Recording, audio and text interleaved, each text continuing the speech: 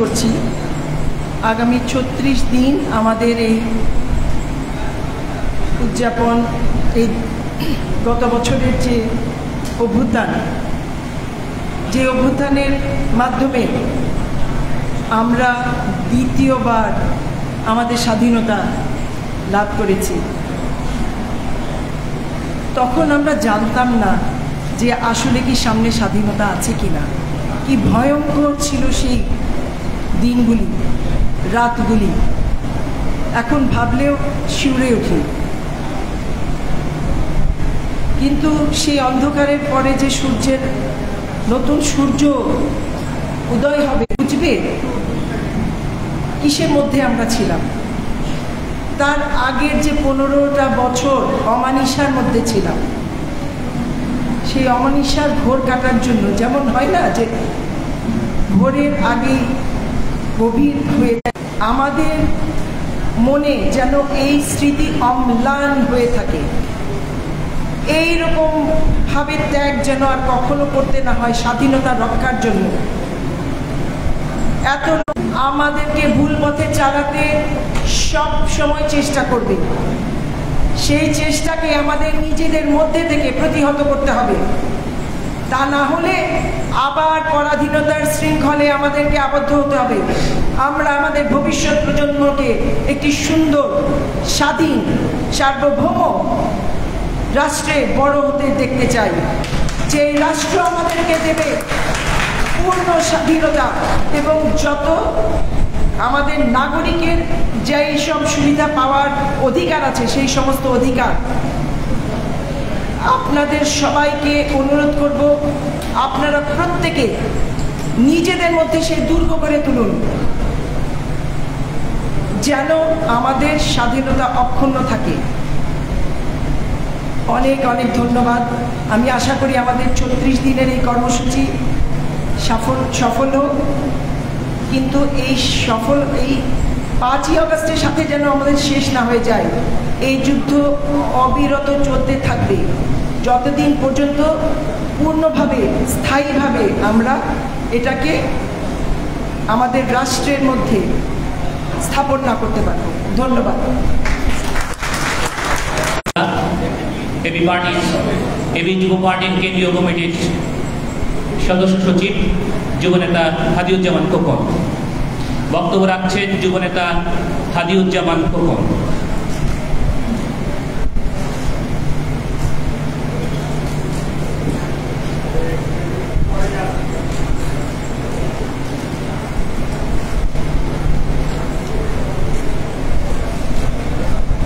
বিসমিল্লাহির রহমানির রহিম। আজকের এই ৩৬ দিন ব্যাপী এবি পার্টির জুলাই বিপ্লবের অঙ্গীকার বাস্তবায়নের আজকের এই আলোচনা সভার সম্মানিত পরিচালক, সম্মানিত সভাপতি, প্রিয় অতিথিবৃন্দ, আমার সামনে উপবিষ্ট প্রিয় জুলাই বিপ্লবের সহযোদ্ধা ভাই ও বোনেরা, সবাইকে আমার পক্ষ থেকে রক্তিম সালাম। প্রকাশের যে সুযোগ আছে সেটি আমরা আদৌ কখনো ফিরে পাবো কিনা। আমরা প্রতিদিন ঘর থেকে সকালে বের হয়েছি, আমাদের ঘরগুলো হাহাকার করেছে যে আমাদের এই প্রিয় মানুষগুলো আর কখনো ঘরে ফিরে আসবে কিনা।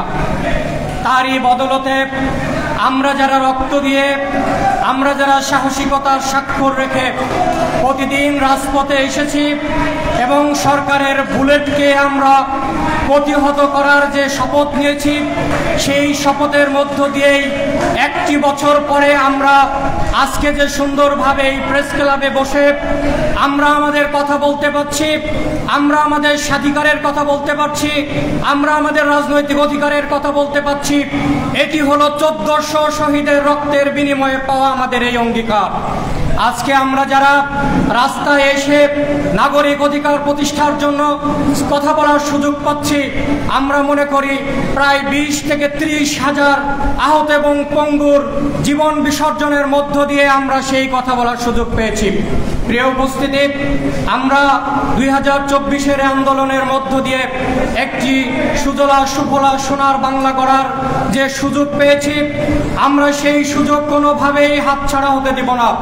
আমরা যতদিন এই জুলাই বিপ্লবের তরুণেরা জীবিত আছি, আমরা যতক্ষণ পর্যন্ত আমরা জীবন্ত রয়েছি, আমরা ওয়াদাবদ্ধ, আমরা শপথবদ্ধ, আমরা আমাদের শহীদদের রক্তের বদলা বাংলাদেশকে সুজলা সুফলা একটি স্বনির্ভর সোনার বাংলা গড়ার শপথই হলো এই শহীদদের রক্তের বদলা।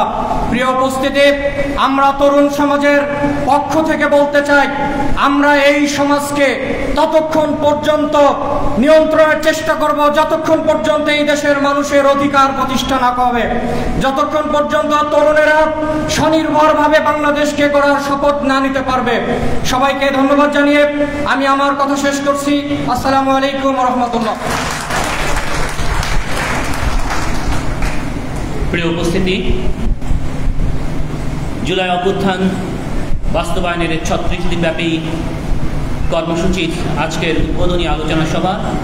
এই আলোচনা সভায় এ পর্যায়ে বক্তব্য রাখার জন্য আহ্বান জানাচ্ছি জুলাই বিপ্লবের রাজপথের অগ্রসৈনিক, এবি পার্টির কেন্দ্রীয় যুগ্ম সাধারণ সম্পাদক, ঢাকা মহানগরী উত্তরের সংগ্রামী আহ্বায়ক জননেতা আলতাফ হোসাইন। এখন বক্তব্য রাখছেন জননেতা আলতাফ হোসাইন।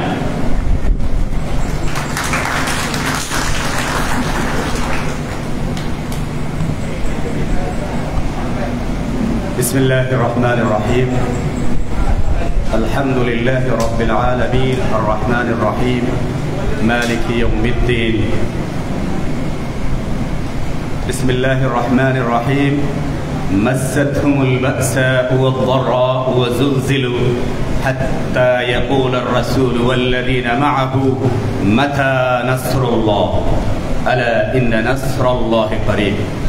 সম্মানিত উপস্থিতি,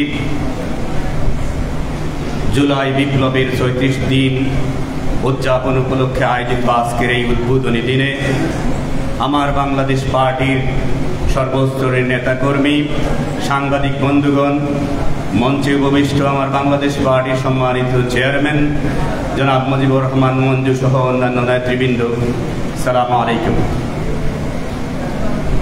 জুলাই বিপ্লব হঠাৎ করে হয়ে যায়নি। জুলাই বিপ্লবের একটা লং টার্ম প্রসেস ছিল গত 16 থেকে 17 বছর। আমি যে আয়াতটা পড়েছি সেখানে বলা হয়েছিল যে যখন মানুষ নির্যাতন, নিপীড়ন, নিষ্পেষণের এমন এক পর্যায়ে এসে পৌঁছে যখন তার মুখে আর কোনো কথা থাকে না, শুধু একটা কথা বলা শুরু করলো। সেই আন্দোলন শুরু হওয়ার পর থেকে কোটা বিরোধী আন্দোলন আস্তে আস্তে দিনের পর দিন সরকার বিরোধী আন্দোলনে চলে গেল। আমি দীর্ঘায়িত না করে সংক্ষিপ্তভাবে 2-4টা কথা বলতে চাই জুলাই বিপ্লবে আমার বাংলাদেশ পার্টির যে কন্ট্রিবিউশন। আপনারা খেয়াল করবেন, জুলাই বিপ্লবের প্রত্যেকটা ক্ষণে ক্ষণে আমার বাংলাদেশ পার্টির চেয়ারম্যান, সাধারণ সম্পাদক যারা আন্দোলন করেছেন তাদের সাথে সার্বক্ষণিক যোগাযোগ, তাদের সাথে সার্বক্ষণিক সব ধরনের পরামর্শ এবং সহযোগিতা তারা দিয়ে গিয়েছেন। কিন্তু কখনো সেটার জন্য তারা মাস্টার মাইন্ড হিসেবে কোথাও কোনো প্রোগ্রামে আজও পর্যন্ত দাবি করেননি, কারণ তারা কোনো ক্রেডিট নিতে চান না। আমাদের মাঝে এসে উপস্থিত হয়েছেন আজকের প্রধান অতিথি জনাব মাহমুদুর রহমান, জনাব ডক্টর মাহমুদুর রহমান আমাদের মাঝে এসে উপস্থিত হয়েছেন। আমি আমার বাংলাদেশ পার্টির পক্ষ থেকে জনাব মাহমুদুর রহমান সাহেবকে স্বাগত জানাচ্ছি। প্রিয় উপস্থিতি, আপনারা জানেন জুলাই বিপ্লবের যে ঘটনা সর্বোত্তম ভাবে হতে হয় সেদিন থেকে। তারপরে আপনারা সবাই জানেন কি হয়েছিল বাংলাদেশে। একটা জালেম এই বাংলাদেশে এমন কোনো কাজ করে নাই যে জনগণের উপর নির্যাতনের এমন কোনো স্টিম রুলার শেষ রাখেনি যেটা করার পরে যে জনগণ থেমে যাবে। কিন্তু আমরা দেখেছি যে পুলিশ অফিসার বলছে যে গুলি করি, একটাই মরে, একটাই চলে যায়, বাকিগুলো আরো সুন্দর করে দাঁড়ায় থাকে। এই এক কঠিন মুহূর্তে বাংলাদেশে চরম এক অবস্থান তৈরি হয়েছিল। প্রিয় ভাইয়েরা আমার, আমরা জুলাই বিপ্লবের আন্দোলনের সময় আমাদের মধ্য থেকে গ্রেফতার হয়েছিলেন আমাদের যুগ্ম সাধারণ সম্পাদক খালেদ হাসান ভাই, গ্রেফতার হয়েছিলেন আমাদের চেয়ারম্যান মুজিবুর রহমান মঞ্জু ভাই। আমরা শেষ 10-12 দিন আমাদের অফিস চালাইতে পারিনি, বন্ধ ছিল। রাস্তাঘাটে আমরা বিভিন্নজন বিভিন্নভাবে দেখা সাক্ষাৎ করেছি। আমার মনে আছে সেই সময় আমরা 19 জুলাইতে যখন গুলিবিদ্ধ হই, তারপর থেকে আমাদের অফিসের কার্যক্রম রীতিমতো এলোমেলো হয়ে গিয়েছিল। কয়েক নেতা বিভিন্ন সময়ে আমরা বিভিন্নভাবে রাস্তায় এখানে সেখানে দেখা করতাম। আমার মনে আছে তখন সবচেয়ে বেশি কষ্ট করেছেন লাস্ট 5-7 দিনের মধ্যে আমাদের প্রিয় ভাই আব্দুল্লাহ আল মামুন রানা ভাই, আনোয়ার সাদাত টুটুল ভাই, শাহাদাতুল্লাহ টুটুল, আরও অনেকে বিভিন্নভাবে, এবং মেজর অবসরপ্রাপ্ত আব্দুল ওয়াহাব মিনার ভাই বিভিন্নভাবে তিনি চেষ্টা করেছেন এই বিপ্লবকে শেষ প্রান্তে নিয়ে যাওয়ার জন্য। আমি একটা কথা সর্বশেষ আপনাদের কাছে বলতে চাই,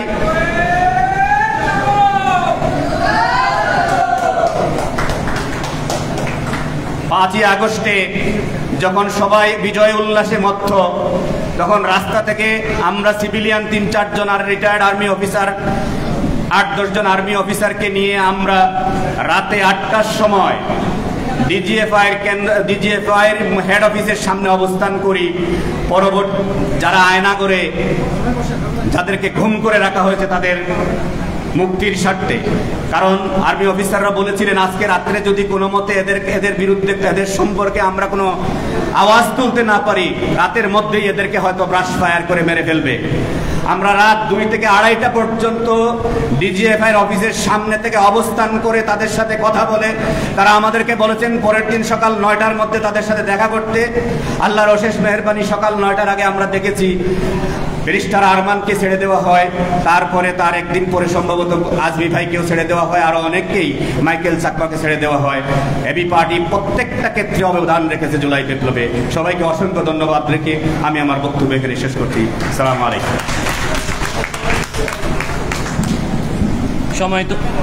সময় তো উপস্থিত ব্যারিস্টার আসাদুজ্জামান ফুয়াদ, আজকে সবার পক্ষ থেকে আমরা সবাইকে আন্তরিক অভিনন্দন জানাচ্ছি। এ পর্যায়ে বক্তব্য দেওয়ার জন্য অনুরোধ করছি এবি পার্টির যুগ্ম সাধারণ সম্পাদক জননেতা আমিনুল ইসলাম FCA। বক্তব্য রাখার জন্য আহ্বান জানাচ্ছি আমিনুল ইসলাম FCA।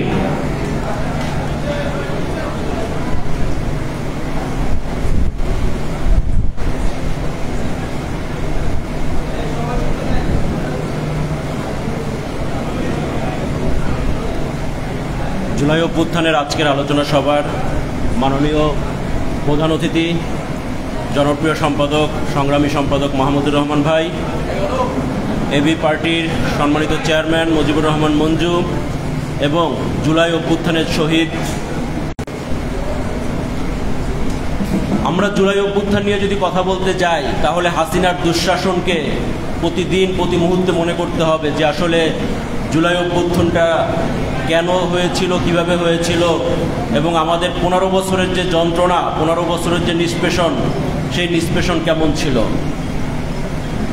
হাসিনার 15 বছরে সিকিউরিটি আইনের গ্রেপ্তার অথবা যে কোনোভাবে আমরা নিষ্পেষিত হওয়ার সেই সমূহ সম্ভাবনার ভিতরে ছিলাম, এবং হাসিনার এই ফ্যাসিবাদ গড়ে রাখছেন ব্যারিস্টার নাসরিন সুলতানা মিলি।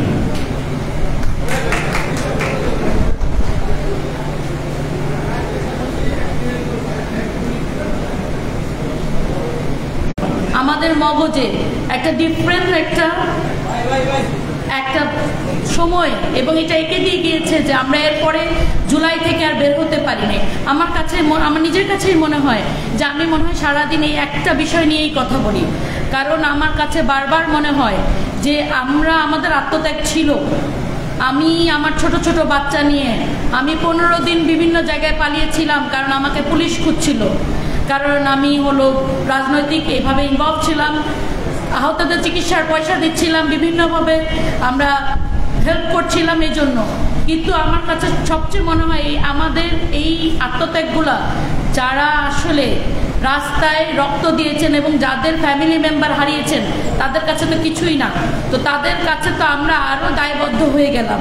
আমাদের একটা দায়বদ্ধতা থেকেই তো আমরা রাজনীতিতে এসেছি, কিন্তু এই জুলাই আমাদেরকে এত ঋণী করে গিয়েছে, আমরা জানি না যে কত দিনে আমরা এই ঋণটা শোধ করতে পারবো, কত বছরে আমরা এই যে নুজায়রার বাবা যে নাই, তার যে একটা শৈশব চলে গিয়েছে, সেই শৈশবের বদলে তাহলে আমরা নতুন বাংলাদেশকে কি দিয়েছি, কি করতে পারলাম আমরা তাদের জন্য।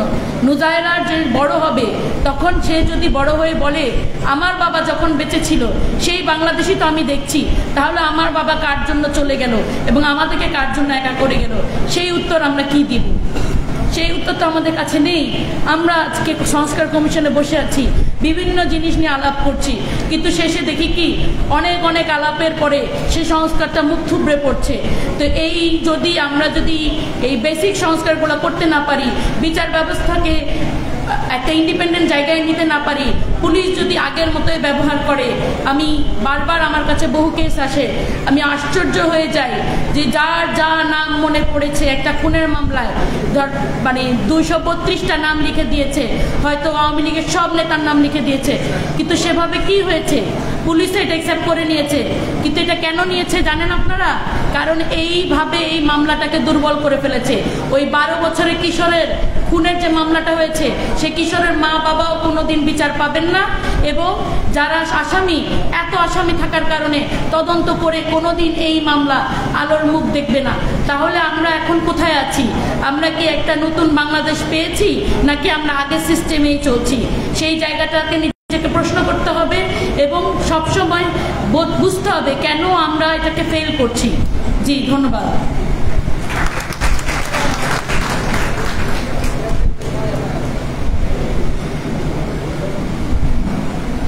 এ পর্যায়ে বক্তব্য দেওয়ার জন্য অনুরোধ করছি জুলাই বিপ্লবে কারা নির্যাতিত এবি পার্টির সংগ্রামী যুগ্ম সাধারণ সম্পাদক, এই আন্দোলনের রাজপথে যিনি বলিষ্ঠ ভূমিকা রেখেছেন, যুব পার্টির সাবেক আহ্বায়ক, এবি পার্টির সংগ্রামী যুগ্ম সাধারণ সম্পাদক এবিএম খালিদ হাসান। বক্তব্য রাখছেন কারা নির্যাতিত নেতা এবিএম খালিদ হাসান।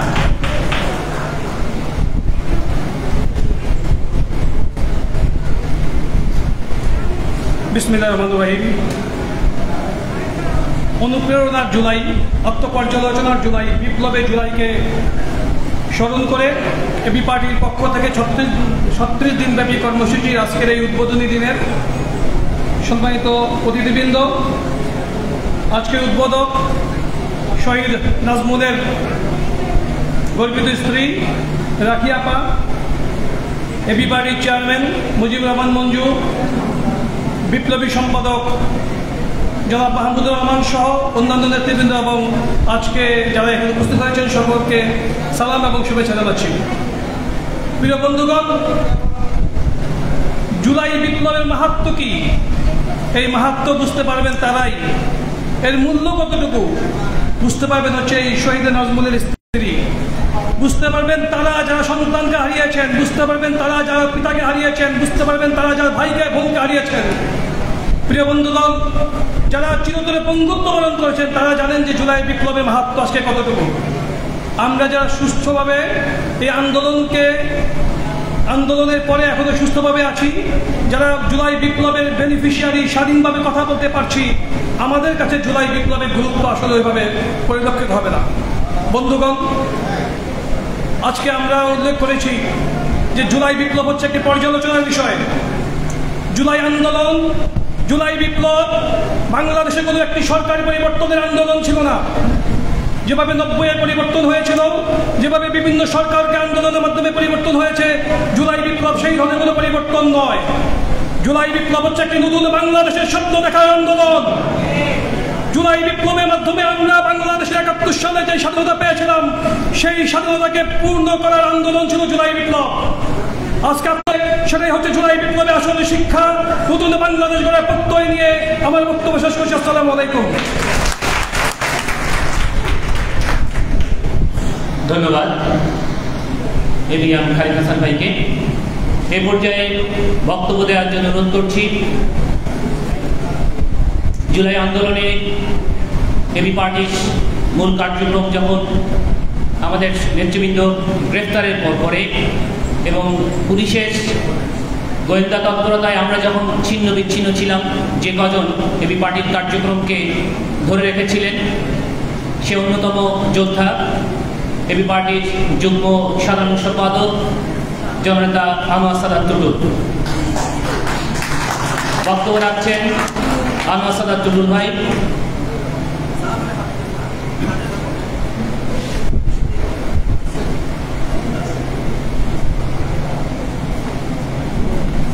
বিসমিল্লাহির রহমানির রহিম।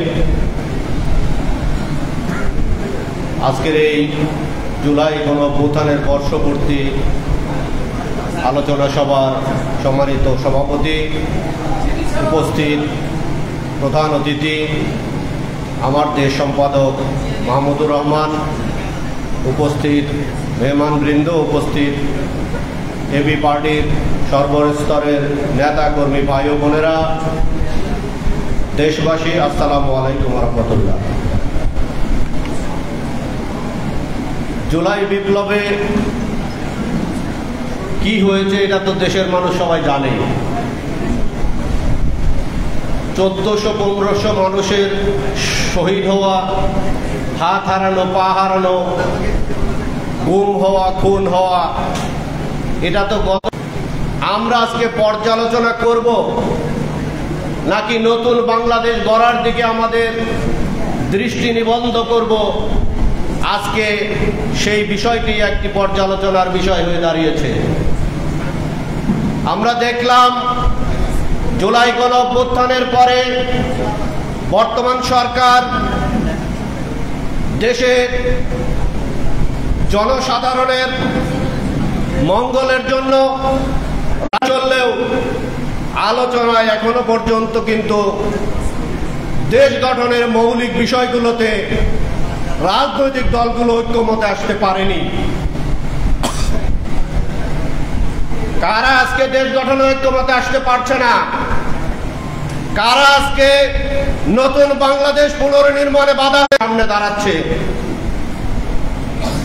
যারাই আজকে ক্ষমতার মসনদের দিকে তাকিয়ে নিজেদের ক্ষমতার অধিষ্ঠিত করার লক্ষ্যে নানাভাবে নতুন বাংলাদেশ বিনির্মাণে বাধা হয়ে দাঁড়াচ্ছেন, নিজেদের স্বার্থে, দলের স্বার্থে, ব্যক্তির স্বার্থে জুলাই শহীদদের সাথে বেইমানি করছেন, জুলাইয়ের রক্তের সাথে গাদ্দারি করছেন, তাদেরকে ভেবে দেখতে হবে। আপনারা যখন দিনের পর দিন বাংলাদেশে থাকতে পারেন নাই, জেলখানায় কাটিয়েছেন, আবার যেন সেই দিন ঘুরে না আসে, আবার যেন আপনাদের দেশ ছেড়ে পালাতে না হয়, আবার যেন বছরের পর বছর গুমে হতে না হয়, আবার যেন আপনাদের স্ত্রী বাচ্চারা সেই পিতা হারানোর কান্না বয়ে না নিয়ে আসে। জনগণের অধিকার প্রতিষ্ঠায় যুগে যুগে যারাই বাধা হয়ে দাঁড়িয়েছে, পৃথিবীতে তাদের অস্তিত্ব বিলীন হয়েছে। এই দিকে যদি আপনাদের নজর না থাকে, আগামী দিনে ক্ষমতায় এসে আপনারা বছরের পর বছর রাষ্ট্র চালাতে পারবেন না। বাংলাদেশের মানুষ শেখ মুজিবকে মেনে নেয় নাই, শেখ হাসিনাকে মেনে নেয় নাই, নতুন কোন ফ্যাসিবাদকেও মেনে নেবে না, মেনে নেবে না, মেনে নেবে না। আমরা অনুরোধ করব, একটি ঐক্যমতের ভিত্তিতে ফ্যাসিবাদের পতন হয়েছে। বাংলাদেশের মানুষের রক্তের বিনিময়ে বাংলাদেশে একটি নতুন বাংলাদেশ গড়ার প্রত্যয় নিয়ে এগিয়ে অঙ্গীকারকে সামনে রেখে এগিয়ে যাব ইনশাআল্লাহ। সবাইকে ধন্যবাদ জানিয়ে আমার বক্তব্য শেষ করছি। আল্লাহ হাফেজ। বাংলাদেশ জিন্দাবাদ। আমার বাংলাদেশ পার্টি জিন্দাবাদ। প্রিয় উপস্থিতি, 36 দিনব্যাপী জুলাই অভ্যুত্থান উদযাপনের আজকের এই উদ্বোধনী আলোচনা সভায় এ পর্যায়ে সভার প্রধান অতিথি এবি পার্টির চেয়ারম্যান, ভাইস চেয়ারম্যান, সাধারণ সম্পাদক, অন্যান্য নেতাকর্মীবৃন্দ এবং উপস্থিত সতীবৃন্দ এবং নেতাকর্মী আমাদের যারা এখানে উপস্থিত আছেন, সাংবাদিক ভাই বোনেরা, আসসালামু আলাইকুম। আমি শুধু অল্প পরিসরে দুটো কথা বলবো। আজকে আমাদের এই শহীদানদের এবং আহত যোদ্ধাদের শ্রদ্ধা জানিয়ে একটি বছর পার হয়ে গেল, আমরা কি আজ অবধি জুলাইয়ের ঘোষণাপত্র প্রকাশ করতে পেরেছি? পারিনি। কারা করতে দিচ্ছে না? কেন করতে দিচ্ছে না? কি তাদের উদ্দেশ্য? মনে রাখবেন, আমাদের কিন্তু সামনে আরেকটি যুদ্ধ অবশ্যম্ভাবী। এটার জন্য আমাদেরকে আজকে প্রস্তুত হতে হবে। এবি পার্টি আগেও এই আন্দোলনে সম্পৃক্ত ছিল সরাসরিভাবে, এবং আগামীতেও হয়তো আমাদেরকে এই প্রস্তুতি নিতে হবে। মনে রাখতে হবে, আগামী অতি সত্বর যদি আমাদের 24-এর ঘোষণাপত্র আমরা না পাই এবং এটা নিয়ে যদি আরো টালা বাহানা চলতে থাকে, তাহলে কিন্তু এবি পার্টি এবং জনসাধারণ কেউ বসে থাকবে না। গণ আন্দোলনের মাধ্যমে যেই সরকার গঠিত হয়, যারা গণ আন্দোলন করেন তাদের সিদ্ধান্তই কিন্তু ফাইনাল হয়ে থাকে। এখানে একটা জগা খিচুড়ি মার্কা একটা জিনিস গত 1 বছর যাবত আমরা দেখছি। এই জগা খিচুড়ি আর আমরা মেনে নিতে পারি না, এবং এই জগা খিচুড়ির কারণ কিন্তু স্বৈরাচারী সরকারের পৃষ্ঠপোষক সে ভারত। মনে রাখতে হবে, ভারতের প্রেসক্রিপশন আগেও চলতে দেওয়া হয় নাই, ভবিষ্যতেও চলতে দেওয়া যাবে না। ফিস ফিস করে কানে কানে বলছেন আমাদের যারা বসছেন আলোচনায়, তাদের সাথে এটা কোনোভাবে আমরা মেনে নিব না। আমরা কোনোভাবেই আমাদের শহীদানদের 1400 শহীদানদের রক্ত বৃথা যেতে দিব না। 30,000 আহত, পঙ্গু এবং অন্ধত্ব বরণকারী সেই বীর মুক্তিযোদ্ধাদের আমরা ভুলে যেতে পারি না, যারা জুলাই আগস্ট মাসের অভ্যুত্থান ঘটাতে আমাদের সমর্থন করেছেন। ওনাদের এই রক্তের উপরে দাঁড়িয়ে আমরা কোনোভাবেই সেই দিনকাল ভুলে যেতে পারি না, আমাদের অঙ্গীকার ভুলে যেতে পারি না, দেওয়াল লিখন যা ছিল সেগুলি ভুলে যেতে পারি না। সেগুলি এখনো মুছে যায়নি, এবং মুছে যায়নি বলে আমরা কোনোদিন এটা মুছে যেতেও দিব না, যতক্ষণ পর্যন্ত আমরা আমাদের উদ্দেশ্য হাসিল না করতে পারি। এবং উদ্দেশ্য হলো একটি সুন্দর, সুশৃঙ্খল, উন্নত বাংলাদেশ, যেখানে আমি আপনি দাঁড়িয়ে আমাদের ভবিষ্যৎ প্রজন্মের জন্য আশা স্বপ্ন দেখতে পারব। আপনারা সকলে প্রস্তুত থাকবেন। ইনশাআল্লাহ আমাদের সেই উদ্দেশ্যকে হাসিল করতেই হবে এবং করতেই হবে। এবি পার্টি জিন্দাবাদ, বাংলাদেশ জিন্দাবাদ। আসসালামু আলাইকুম।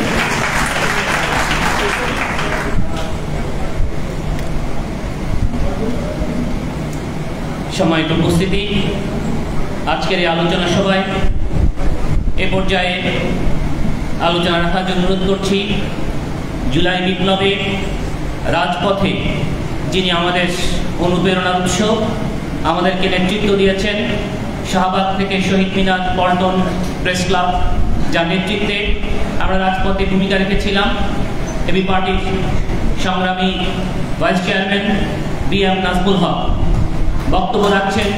রাজপথের লড়াকু সৈনিক আমাদের নেতা BM নাজমুল হক।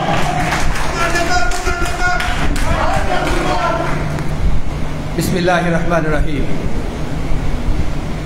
এবি পার্টি কর্তৃক 36 দিন ব্যাপী আয়োজিত আজকের এই উদ্ভূত অনুষ্ঠানে উপস্থিত আজকের সভার সম্মানিত সভাপতি, উপস্থিত কেন্দ্রীয় নেতৃবৃন্দ, উপস্থিত সময়ের সাহসী সন্তান, বারবার ফ্যাসিস্টের দ্বারা নির্যাতিত নেতা, সময়ের সাহসী কর্মী, কলম সৈনিক জনাব মাহমুদুর রহমান সহ আমার প্রিয় নেতা কর্মী ভাই ও বোনেরা, আসসালামু আলাইকুম ওয়া রাহমাতুল্লাহ। জুলাই বাংলাদেশের ইতিহাসে আজ ক্যালেন্ডারের একটি মাসের নাম নয়, জুলাই হচ্ছে বাংলাদেশের ইতিহাসে একটি বিপ্লবের নাম। জুলাই হচ্ছে বাংলাদেশের ইতিহাসে একটি শিক্ষার নাম। জুলাই হচ্ছে বাংলাদেশের ইতিহাসে বৈষম্য বিরোধীদের যারা বৈষম্য করতে পারে, যারা মানব থেকে দানবে পরিণত হয়, তাদের জন্য একটি প্রতীকী মাসের নাম। প্রিয় ভাইয়েরা আমার, আজকে 1 জুলাইয়ে কয়েকটি কথা স্মরণ করে অল্প কিছু কথার মধ্য দিয়ে আমি আমার কথা শেষ করব। প্রিয় ভাইয়েরা, এই জুলাই মাসের 25 তারিখেই প্রফেসর আব্দুল ওয়াহাব নোয়ারের নেতৃত্বে আমরা যারা কিছুটা কয়েক নেতৃত্ব বাইরে ছিলাম, তারা কিছুটা সাংগঠনিক সিদ্ধান্তে আত্মগোপনে চলে যায়। আত্মগোপনে থেকেই আমরা বাংলাদেশের প্রতিটি মিছিলে, প্রতিটি দিন, প্রতিটি কর্মসূচিতে অংশগ্রহণ করেছি। আমাদের সেই অংশগ্রহণ, আমাদের সেই শ্রম আসলে কোনো কিছুই নাই।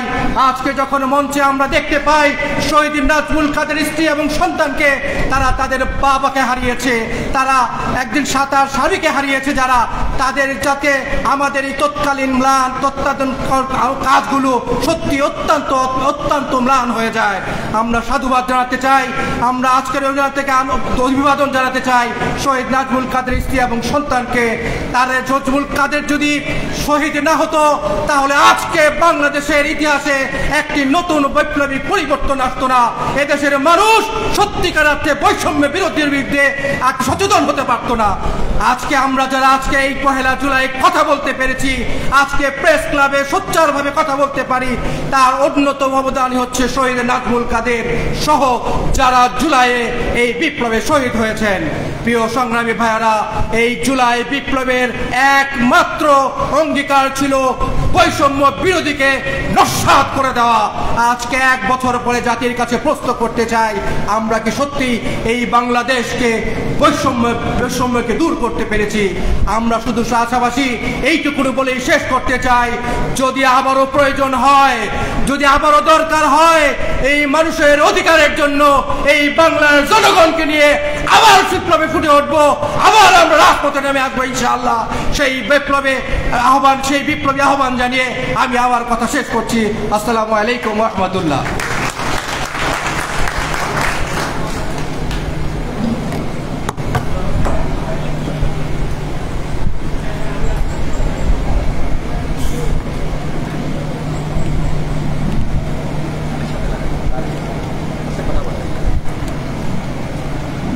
সম্মানিত উপস্থিতি, আজকের এই আলোচনা সভায় এ পর্যায়ে বক্তব্য দেওয়ার জন্য অনুরোধ করছি 36 দিনব্যাপী জুলাই অভ্যুত্থান বাস্তবায়ন কমিটির আহ্বায়ক, এবি পার্টির সংগ্রামী ভাইস চেয়ারম্যান জননেতা জনাব দিদারুল আলম, লেফটেন্যান্ট কর্নেল অবসরপ্রাপ্ত দিদারুল আলম আজকের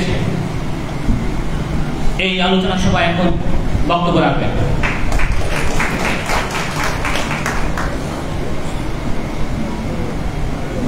বিসমিল্লাহির রহমানির রহিম। আজকের এই আলোচনা সভার প্রধান অতিথি, এই অনুষ্ঠানের প্রধান আকর্ষণ জনাব মাহমুদুর রহমান, মঞ্চে উপবিষ্ট এবি পার্টির সম্মানিত চেয়ারম্যান এবং আজকের অনুষ্ঠানের সভাপতি জনাব মজিবুর রহমান মঞ্জু, মঞ্চে উপবিষ্ট আমাদের সিনিয়র ভাইস চেয়ারম্যান, অন্যান্য ভাইস চেয়ারম্যানগণ, মঞ্চে উপবিষ্ট এবি পার্টির আজকের তারুণ্যের কণ্ঠস্বর ব্যারিস্টার আফজালুজ্জামান ফুয়াদ এবং অন্যান্য নেতৃবৃন্দ, সম্মানিত আগত নেতা নেতৃবৃন্দ, আমাদের প্রাণপ্রিয় সাংবাদিক বন্ধুগণ, যারা এই জুলাই আন্দোলন আমাদের সাথে সার্বক্ষণিকভাবে ছিলেন।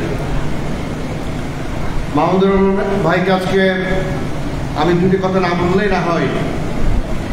আমরা জেল একসাথে ছিলাম এবং এমন সাহসী ব্যক্তিত্ব আশি স্মরণ করছিলাম ওনার সাথে, পাশাপাশি রয়েছিলাম কিছুদিন। মাহমুদুর রহমান আমাকে একদিন জিজ্ঞেস করলেন যে দিদার, মানুষ কতদিন না খেয়ে বাঁচতে পারে? যেদিন আমাকে এই কথা বললেন সেদিন ছিল ৭ম দিন। উনি ওনার নিজের জন্য নয়, আমার দেশ পত্রিকায় ধ্বংস করে দিয়ে তাকে যখন কারাগারে বন্দী করা হয়, সেদিন তাকে তার মায়ের নামে যখন মামলা দেওয়া হলো, সেদিন থেকে তিনি অনশন শুরু করলেন। মাহমুদ ভাই যদি ৭ম দিন আমাকে জিজ্ঞেস করে, আমি জানতাম না তিনি অনশন করছেন। তিনি বললেন যে, আমি বললাম যে মাহমুদ আমি তো জানি না, এই জ্ঞান আমার নাই। আমার যতটুকু মনে পড়ে তিনি আমাকে বললেন, মানুষ না খেয়ে ৪৯ দিন পর্যন্ত পৃথিবীতে বেঁচে ছিল, ৫০-৫১ দিন পরে মানুষ সাথে মৃত্যুবরণ করে। আমার তো বহুদূর বাকি আছে।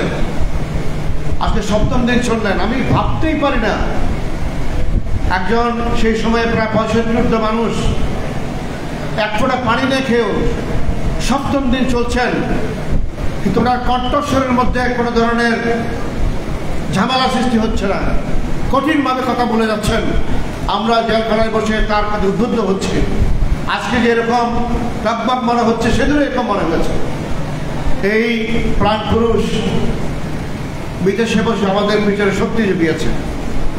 আমরা কোনো সময় যখন দিশাহারা হয়ে যাচ্ছিলাম, কি করবো, ফ্যাসিস্টকে বিতাড়িত করতে পারছি না, মাঠের ময়দানে মার খাচ্ছি, আমাদের নেতা কর্মীরা গুলি খাচ্ছে, সাধারণ জনগণ গুলি খাচ্ছে, আমাদের ভাই বোনরা মারা যাচ্ছে, একের পর এক লাশ স্তূপ করে যাচ্ছে। ঢাকা মেডিকেল কলেজ সহ বাংলাদেশের সকল মেডিকেল কলেজে লাশ ধারণ করার ক্ষমতার বাইরে চলে যাচ্ছে। আমাদের senior vice chairman doctor Abdul Rahman Minar পার্টির পক্ষ থেকে এক হাসপাতাল থেকে হাসপাতালে ছুটে বেড়াচ্ছে, আমরাও কোনো সময় তার সঙ্গী হচ্ছি। আমরা দিশাহারা হয়ে যাচ্ছিলাম, এতগুলো লাশ কিভাবে বাংলাদেশ বহন করবে। সেই সময় মাহমুদ ভাই আমাদেরকে বিদেশ থেকে আমাদের পিছনে কণ্ঠস্বর উচ্চ করে বলছেন, তোমরা এগিয়ে চলো, পৃথিবীর মানুষ তোমাদের সাথে আছে, বাংলাদেশের 18 কোটি মানুষ তোমাদের সাথে আছে। সুতরাং যে লাশ আমরা বহন করতে পারছিলাম না, সেই লাশের উপর দাঁড়িয়ে এবি পার্টি আমরা সংগ্রাম চালিয়ে যাচ্ছিলাম। এক পর্যায়ে আমাদের নেতা মজিবুর রহমান মঞ্জু ডিওএইচএসের বাসা থেকে অ্যারেস্ট হয়ে গেল। তার আগে মিছিলের মধ্যে তিনি গুলিবিদ্ধ হলেন, তার নামের নিচের একটা অংশ বিশাল গুলিতে ঝাঁঝার হয়ে গেল, অসুস্থ হয়ে গেল, কথা বলতে পারছে না। 7 দিন প্রায় না খেয়ে আমার বাসাতে যখন আমরা একসাথে ছিলাম, 2 বেলা অলমোস্ট না খেয়ে শুধু পানি খেয়ে পানি বন্দি হয়ে যাচ্ছে। একদিকে মাঠে ময়দানের চিন্তা, নেতাকর্মীদের চিন্তা, আরেকদিকে লাশের চিন্তা, ইত্যাদি জটিল পরিস্থিতির মধ্যে দিয়েও আমাদের নেতা মজিবুর রহমান মঞ্জু তার দৃঢ়তা, যে মনোভাব সে হারায় নাই। যদি সে চলে যায় রাতের প্রায় 1টার সময় আমাদের বাসা থেকে অ্যারেস্টেড পুলিশ তাকে যখন নিয়ে যায়, আমি ভাবছিলাম আমাকে নিয়ে যাবে, সামনে আমাকে নেয়নি। সেদিনও তিনি বলে যাচ্ছেন, দিদার ভাই, এক মুহূর্তের জন্য যাতে করে আন্দোলন থামে যায়, এই আন্দোলন থেমে গেলে বাংলাদেশ থেমে যাবে। এই আমাদের নেতা নেত্রী যারা প্রাণ যুদ্ধ চালিয়ে যাচ্ছে, আপনারা এটার সাথে সম্পৃক্ত থাকবেন, সেই নির্দেশনা দিয়ে তিনি চলে গেলেন এবং আমরা অক্ষর করে তার সেই নির্দেশনা পালন করার চেষ্টা করেছি। আজকে অত্যন্ত আন্তরিকতার সাথে স্মরণ করতে চাই আমাদের ভাই শহীদ নাজমুল কাজের কথা, যার স্ত্রী এখানে আমাদের সাথে আছেন এবং তার সন্তান আমাদের সাথে আছেন। আপনারা জানেন প্রায় 1400 থেকে 1500 শাহাদাত, সেই শাহাদাতের রক্তের উপরে দাঁড়িয়ে আজকে আমরা অনুষ্ঠান করছি। প্রায় 25,000 মতো যারা অসুস্থ, পা নাই, চক্ষু নাই, হাত নাই, আমরা মাঝে মধ্যে তাদেরকে দেখার জন্য হসপিটালে যাই। তাদের যে কান্না, এই প্রতিটা মানুষের আলাদা আলাদা ইতিহাস আছে, প্রত্যেকটা ব্যক্তির আলাদা আলাদা ইতিহাস আছে। কিছুদিন আগেও আমি আর মেজর ওহাবিনার যখন হসপিটালে গেলাম, এক বাচ্চা মানুষ তার 2 পায়ে প্রায় পছন্দ করেছে, সে কান্না করতে বলছে, ভাই যদি শেখ হাসিনা পালিয়ে যাবে তার কিছুক্ষণ আগে সম্মতি করেছে, কোথায় রাখবো আমরা এই কষ্ট। তাদের সেই কষ্টের কথা আমরা ধারণ করে বাংলাদেশকে নতুন করে সাজাতে চাই। আজকে আমরা শপথ নিতে চাই বাংলাদেশ নতুন করে বিনির্মাণের যে স্বপ্ন থেকে আমাদের শহীদের রক্ত জড়িয়েছে রাজপথে, তাদেরকে স্মরণ করতে চাই। তাদের রেখে যাওয়া বাংলাদেশকে আমরা এগিয়ে নিতে চাই। তাদের আকাঙ্ক্ষার বাংলাদেশ, তাদের স্বপ্নের বাংলাদেশ গড়ার যে স্বপ্ন নিয়ে এই ব্যাপার নিয়ে এগিয়ে যাচ্ছে, আপনাদের সকলের সহযোগিতা কামনা করে আমি আমার বক্তব্য শেষ করছি। আসসালামু আলাইকুম। প্রিয় উপস্থিতি, আজকের এই আলোচনা সভায় এ পর্যায়ে বক্তব্য রাখবেন তারুণ্যের অহংকার, জুলাই বিপ্লবের রাজপথের সংগ্রামী যোদ্ধা, আন্দোলন ফ্যাসিবাদ বিরোধী আন্দোলন যার বক্তব্যে সারা বাংলাদেশের মানুষ উজ্জীবিত হয়েছিল, এবি পার্টির সংগ্রামী সাধারণ সম্পাদক ব্যারিস্টার আসাদুজ্জামান ফুয়াদ। বক্তব্য রাখছেন ব্যারিস্টার আসাদুজ্জামান ফুয়াদ।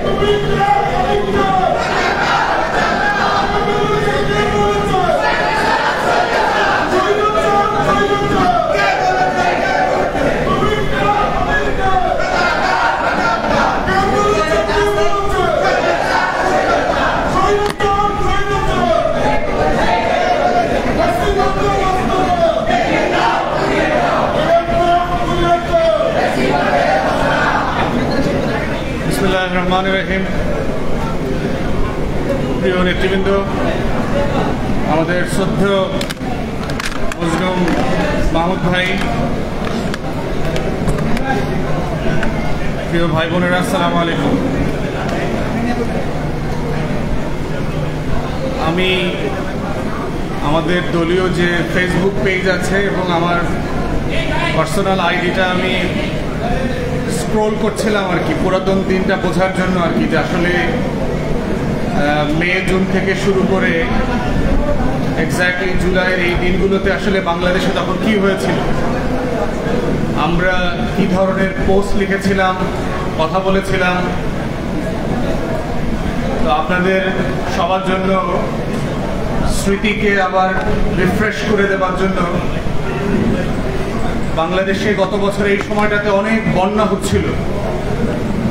আপনাদের হয়তো অনেকের মনে থাকবে আমাদের দক্ষিণাঞ্চল জুড়ে ব্যাপক বন্যায় আপনার উপকূলের বানভাসী মানুষের জীবন নাই হয়ে যাচ্ছিল, এরকম একটা অবস্থা আর কি। এবং যেহেতু জুন মাসে বাজেট হয়, গত বছরের বাজেটটাও তখন দেওয়া হয়েছিল, বাজেট নিয়েও আমরা কথা বলেছি। এবং একই সময় যেহেতু বন্যা হচ্ছিল, আমরা আমাদের দলের প্ল্যাটফর্ম থেকে একটা ব্রিফিং করে বলছিলাম যে জনপ্রতি 5 কেজি চাল এবং 10 টাকার বরাদ্দ দেওয়া হয়েছিল তখন আওয়ামী ফ্যাসিবাদের শেষ বাজেট। এবং সেই বাজেট এবং বন্যা দুর্গত মানুষদেরকে নিয়ে আমরা শুধু ব্রিফিং করি নাই, আমরা রাজপথে প্রোগ্রাম করেছি। আমাদের পক্ষ থেকে যতটুকু দাবি দেওয়ার কথা ছিল। এবং সেই একই সময়গুলোতে বিশ্ববিদ্যালয় শাহবাগে আপনারা জানেন যে জুন মাসের 5 তারিখে একটা আদালতের রায় কেনাবেচা করা হয় সরকারের দালাল মুক্তিযোদ্ধা প্রজন্ম ব্যবসায়ীদের কাছ থেকে। এই রায়টাকে ঘিরে তখন কোটা যেটা বাতিল করা হয়েছিল 17-18 আন্দোলনের প্রেক্ষিতে, সেটাকে আবার রিইনস্টেট করা হয়। এর মানে হচ্ছে যে আওয়ামী লীগের কোটার ব্যবসা আবার যেন ফিরে আসে। তো সেটা নিয়েই তখন আপনার প্রচুর আন্দোলন হচ্ছে কলেজ বিশ্ববিদ্যালয়গুলোতে, শাহবাগে, শহীদ মিনারে। এবং আমিও ব্যক্তিগতভাবে আমাদের পক্ষ থেকে অনেকেই তখন সেই ধরনের আন্দোলনগুলোতে একাত্মতা প্রকাশ করেছে। তো সেই বাস্তবতায় হচ্ছে যে আমাদের জাতির এবং মানুষের মেমোরি খুব স্লো, ভুলে যাই আমরা। আল্লাহ তাআলাই বলছেন, আর জাতির মেমোরিটা হচ্ছে গোল্ডফিশ মেমোরির মতো আর কি, যে আমরা সম্ভবত ভোলার জন্যই মনে রাখি, ভুলে যেতে চাই বলি এক একটা জিনিস আমাদের ততটুকু মনে থাকে। তো সেই জন্য আমি আপনাদেরকে মনে করাই দিলাম যে গত বছরের এই সময়গুলোতে আসলে আমরা কি বাস্তবতায় ছিলাম। প্রচন্ড ভয় জাতির ভিতরে, কে বুঝে আর গ্রেফতার হয়। বাংলাদেশের বিভিন্ন রাজনৈতিক দলের নেতাদের বক্তব্য শুনছিলাম যে তারা কিভাবে এই আন্দোলনের সাথে জড়িত নন সেইটার ডিসক্লেইমার দিচ্ছিলেন প্রতিনিয়ত, যে আমরা এতই ভালো, আমরা এই সকল আন্দোলনে উস্কানি দিচ্ছি না, আমরা এগুলোর সাথে জড়িত না, এগুলো ছাত্রদের আন্দোলন, এগুলো ওরা করছে, এইসবের ব্যাপারে সরকারের উস্কানি আছে। এবং আপনাদের মনে থাকার কথা, প্রায় কাছাকাছি সময়ে হাসিনা দিল্লি এবং বেইজিং ঘুরে আসছে এবং তার বেইজিং সফরটা এতই ব্যর্থ হয়েছে মে জুনে যে তাকে সফর কাট করে চলে আসতে হয়েছে। 2 দিন আগেই সে চলে আসছে অসুস্থতার কথা বলে। ভাবখানা এরকম যে বাংলাদেশের স্বাস্থ্যসেবা এত ভালো যে চীনের থেকেও বেশি ভালো ট্রিটমেন্ট পাবে সে সদর হাসপাতালে, এই জন্য সে বাংলাদেশে ফিরে চলে আসছে চিকিৎসার জন্য। যেই নেতা নেত্রীরা দাঁতের ডাক্তার দেখাইতে আর কানের ডাক্তার দেখাইতে সিঙ্গাপুর আর ইংল্যান্ডে যান, তো সেই রকম একটা জায়গাতে যখন আন্দোলনটা ফুঁসে উঠছিল, সেই ফুঁসে ওঠার ঔনস্যিক আসলে আমরা সবাই নিতে পেরেছিলাম কিনা।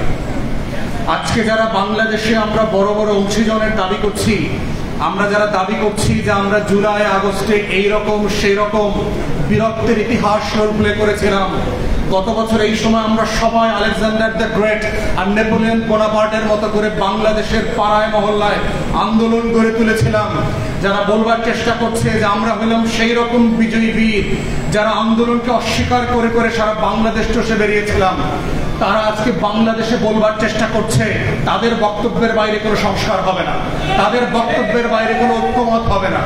কিন্তু তাদেরকে আমরা গত বছরের ক্যালেন্ডারের পাতায় পাতায় খুঁজে পাই নাই যে তারা কিভাবে এই আন্দোলনকে করছে।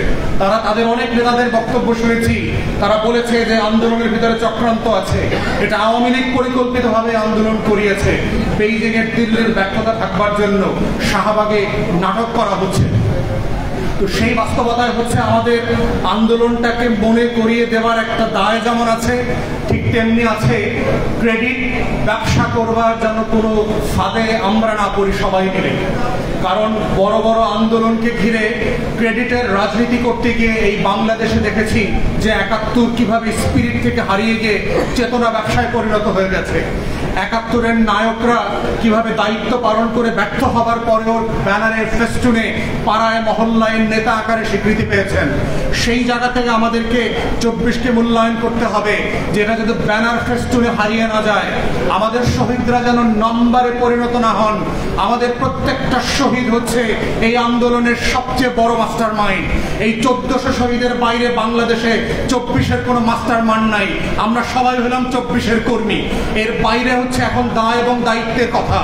আমরা ২৪কে কিভাবে ধারণ করছি, দায়িত্ব পালন করছি, ১৪০০ শহীদের রক্তের হিস্সা দিয়ে কিভাবে নতুন বাংলাদেশ গড়ছি, সেটাই হচ্ছে অবদান এবং ক্রেডিটের রাজনীতি। আমরা কি কোথায় মিছিল করেছিলাম, কি করেছিলাম, এই ৭১-এর মতো করে যেন কোনো চেতনা ব্যবসার ফাঁদে আমরা না পড়ি। তাই এবি পার্টি এবং নতুন বাংলাদেশের রাজনীতি আমরা যারা করবার চেষ্টা করছি, আমাদের জায়গাটা হচ্ছে সেই বাংলাদেশ গড়বার রাজনীতিতে আমাদের ভূমিকা কি হবে।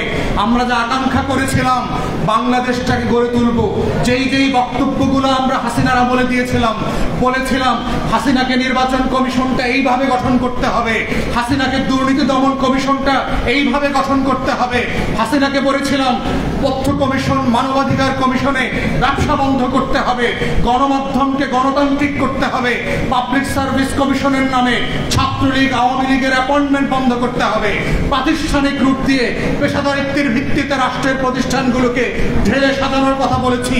সেই স্বপ্ন আকাঙ্ক্ষা, সেই দাবিগুলো যখন হাসিনার কাছে করেছিলাম, আজকে সময় এসেছিল, সুযোগ এসেছিল সেগুলো আমাদের হাতে বাস্তবায়ন করবার। কিন্তু আমরা দুঃখজনকভাবে দেখতে পাচ্ছি হাসিনা যেই যেই কারণে, যেই যেই যুক্তিতে সেই সংস্কারগুলো করতে নারাজ ছিল, করতে রাজি হয় নাই, সেই সেই শব্দে, সেই সেই ভাষায়, সেই সেই যুক্তিতে আজকেও দেখতে পাচ্ছি বাংলাদেশের রাজনৈতিক দলগুলো সংস্কারে বাধা দিচ্ছে, দ্বিমত পোষণ করছে। এটা ১৪০০ শহীদের পক্ষে, গণ অভ্যুত্থানের পক্ষে শক্তি হওয়ার কোনো লক্ষণ না, এটা গাদ্দারির লক্ষণ এবং আওয়ামী ফ্যাসিবাদ নতুন করে ফিরে আসার লক্ষণ। তাই সবাইকে স্মরণ করিয়ে দিতে চাই, 1400 শহীদের রাজনীতি করে আওয়ামীপনা করবেন, 1400 শহীদের নামে দিল্লির গোলামি কায়েম করবেন, 1400 শহীদের নামে বাংলাদেশে আওয়ামী লীগকে পুনর্বাসন করবেন, 1400 শহীদের রক্তের উপরে দাঁড়িয়ে গণঅভ্যুত্থানের কর্মসূচি পালন করতে করতে বাংলাদেশে সংস্কারের বিপক্ষে দাঁড়াবেন। সেই বাংলাদেশ আমরা হতে দেব না, খোদার কসম। সেই বাংলাদেশ আপনাদেরকে প্রত্যাখ্যান করবে, যেভাবে আওয়ামী লীগকে, শেখ হাসিনাকে, শেখ পরিবারকে প্রত্যাখ্যান করেছে, শেখ পরিবারের মূর্তি ভেঙে ভেঙে যেভাবে আওয়ামী লীগের রাজনীতিকে নাই করে দিয়েছে, আপনারাও বাংলাদেশের রাজনীতিতে নাই হয়ে যাবেন যদি ওই আওয়ামী ফ্যাসিবাদ বিরোধী আন্দোলনের বক্তব্যগুলো পরিবর্তন করতে না চান, নিজেদেরকে বদলাতে না চান, নতুন বাংলাদেশ গড়বার ক্ষেত্রে আপনার ভূমিকাকে প্রশ্নবিদ্ধ করেন, তাহলে ইতিহাস থেকে শিক্ষা নেন। ইতিহাস বারবার হাসিনার মতো করে গোলামদেরকে আজাদির লড়াইতে লেন্দুক দর্জির মতো পালিয়ে বেড়াবে। ইতিহাস আবার মির্জাফরদের মতো আপনাদের নাম খোদাই করে পাড়ায় মহল্লায় লাগিয়ে দেবে। আপনাদের চয়েস, আপনারা কি মির্জাফরের মতো মরবেন, লেন্দুক দর্জির মতো পালাবেন, ইরানের রেজা শাহ পাহলভীর মতো দেশে দেশে ঘুরে নির্লজ্জের মতো মারা যাবেন, না বীরের বেশে নতুন বাংলাদেশে 1400 শহীদের পক্ষে লড়ে বাংলাদেশ গড়বেন? এটা আপনার চয়েস এবং এটাই বাংলাদেশের ভবিষ্যৎ। এটাই 5 কোটি তরুণে দেয়ালে দেয়ালে লিখে সেই বাংলাদেশের কথা বলে গেছে। এই বাংলাদেশের বাইরে নতুন কোনো বাংলাদেশ হতে দেওয়া হবে না। এই বাংলাদেশ হচ্ছে দায়দারদের বাংলাদেশ। এই বাংলাদেশই হচ্ছে 24-এর আগামী দিনের বাংলাদেশ। সেই বাংলাদেশ গঠনে সবাইকে রাজপথে থাকবার আহ্বান জানিয়ে আমার বক্তব্য শেষ করছি। আসসালামু আলাইকুম।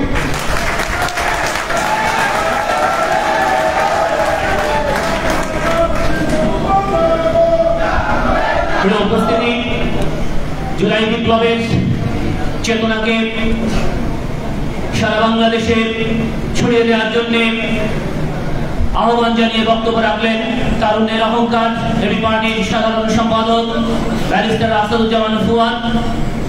আজকে আমাদের এই আলোচনা সভায় এ পর্যায়ে বক্তব্য রাখার জন্য অনুরোধ করছি এবি পার্টির সংগ্রামী সিনিয়র ভাইস চেয়ারম্যান, যে আন্দোলনের সংগ্রামে আহতদেরকে চিকিৎসা দেবার জন্য ভূমিকা রেখেছিলেন আমাদের শ্রদ্ধেয় নেতা মেজর ডাক্তার আব্দুল ওহাব মিনার।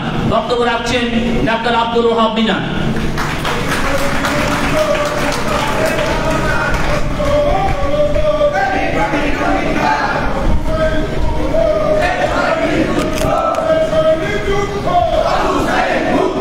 বিসমিল্লাহির রহমানির রহিম।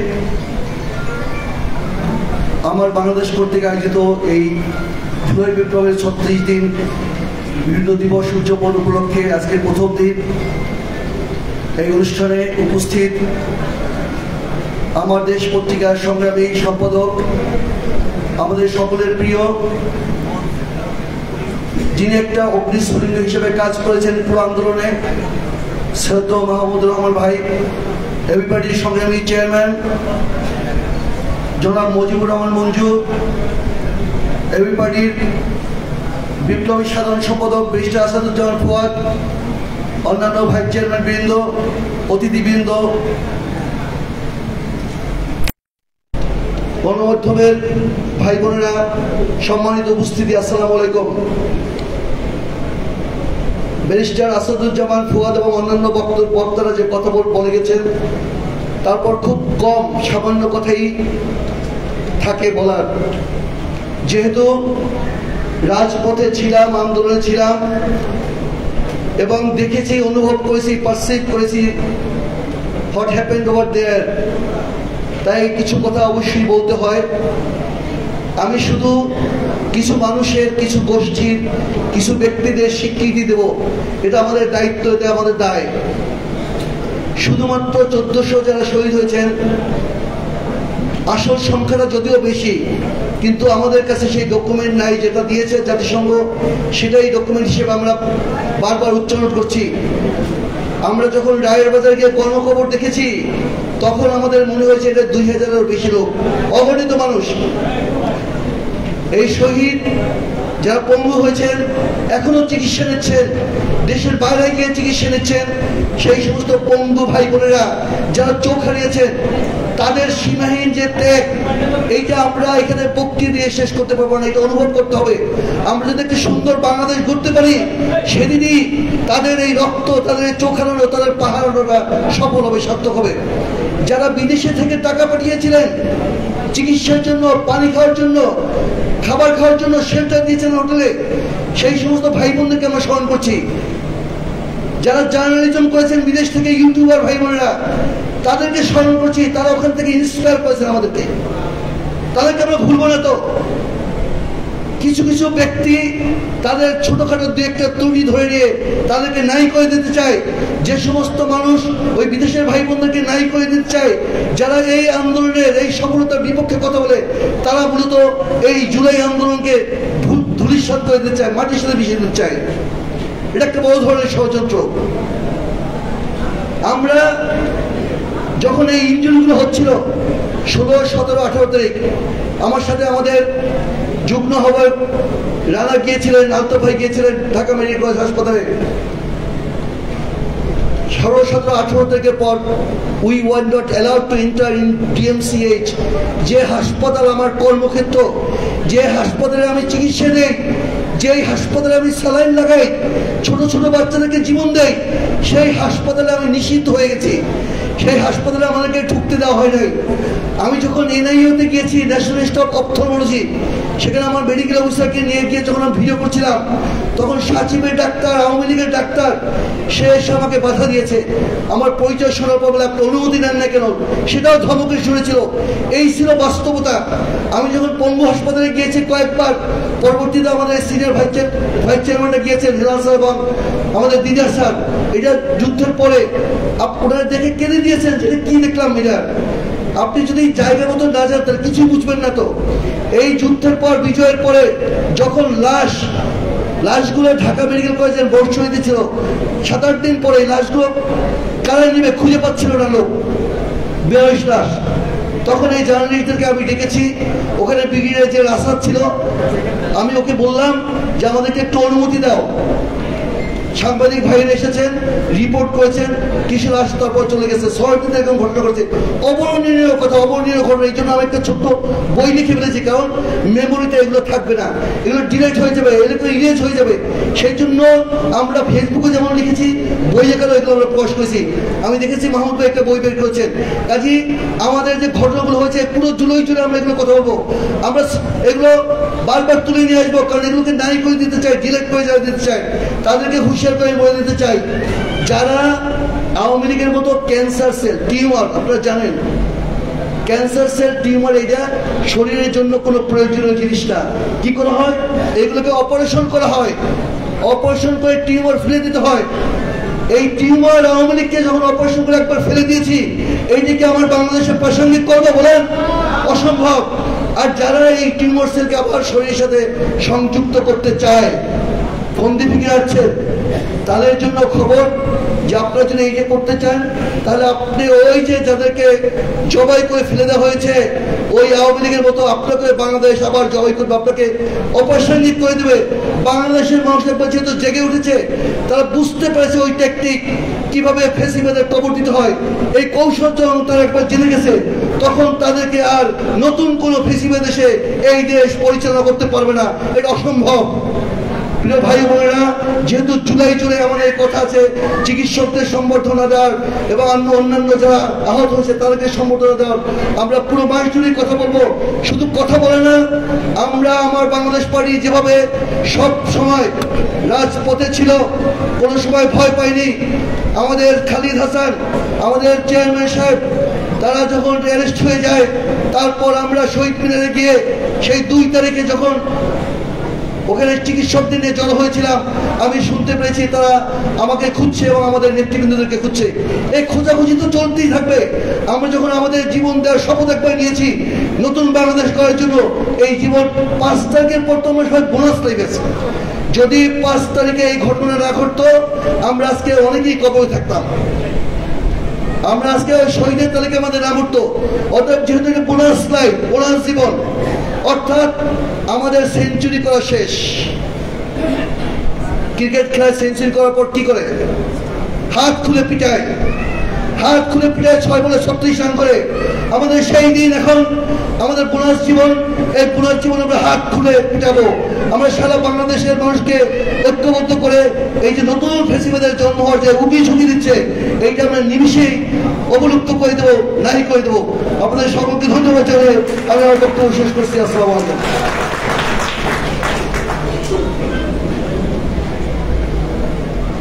প্রিয় উপস্থিতি, এই পর্যায়ে আমাদের 36 দিনব্যাপী এবি পার্টির জুলাই অভ্যুত্থানের আয়োজনের আনুষ্ঠানিক উদ্বোধন। এই অনুষ্ঠানের উদ্বোধন করবার জন্য আমি আহ্বান জানাচ্ছি শহীদ নাজমুল কাজীর স্ত্রী মারিয়া সুলতানা রাখি। মারিয়া সুলতানা রাখির সাথে আছেন তাদের সন্তান আরিয়ানা কাজী নুজাইনা। আমরা শহীদ পরিবারকে স্টেজে মাইক্রোফোনের সামনে আসার জন্য অনুরোধ করছি। আজকে অনুষ্ঠানের এই দীর্ঘ 36 দিন ব্যাপী অনুষ্ঠানের উদ্বোধন করছেন নাজমুল কাজীর স্ত্রী মারিয়া সুলতানা রাখি।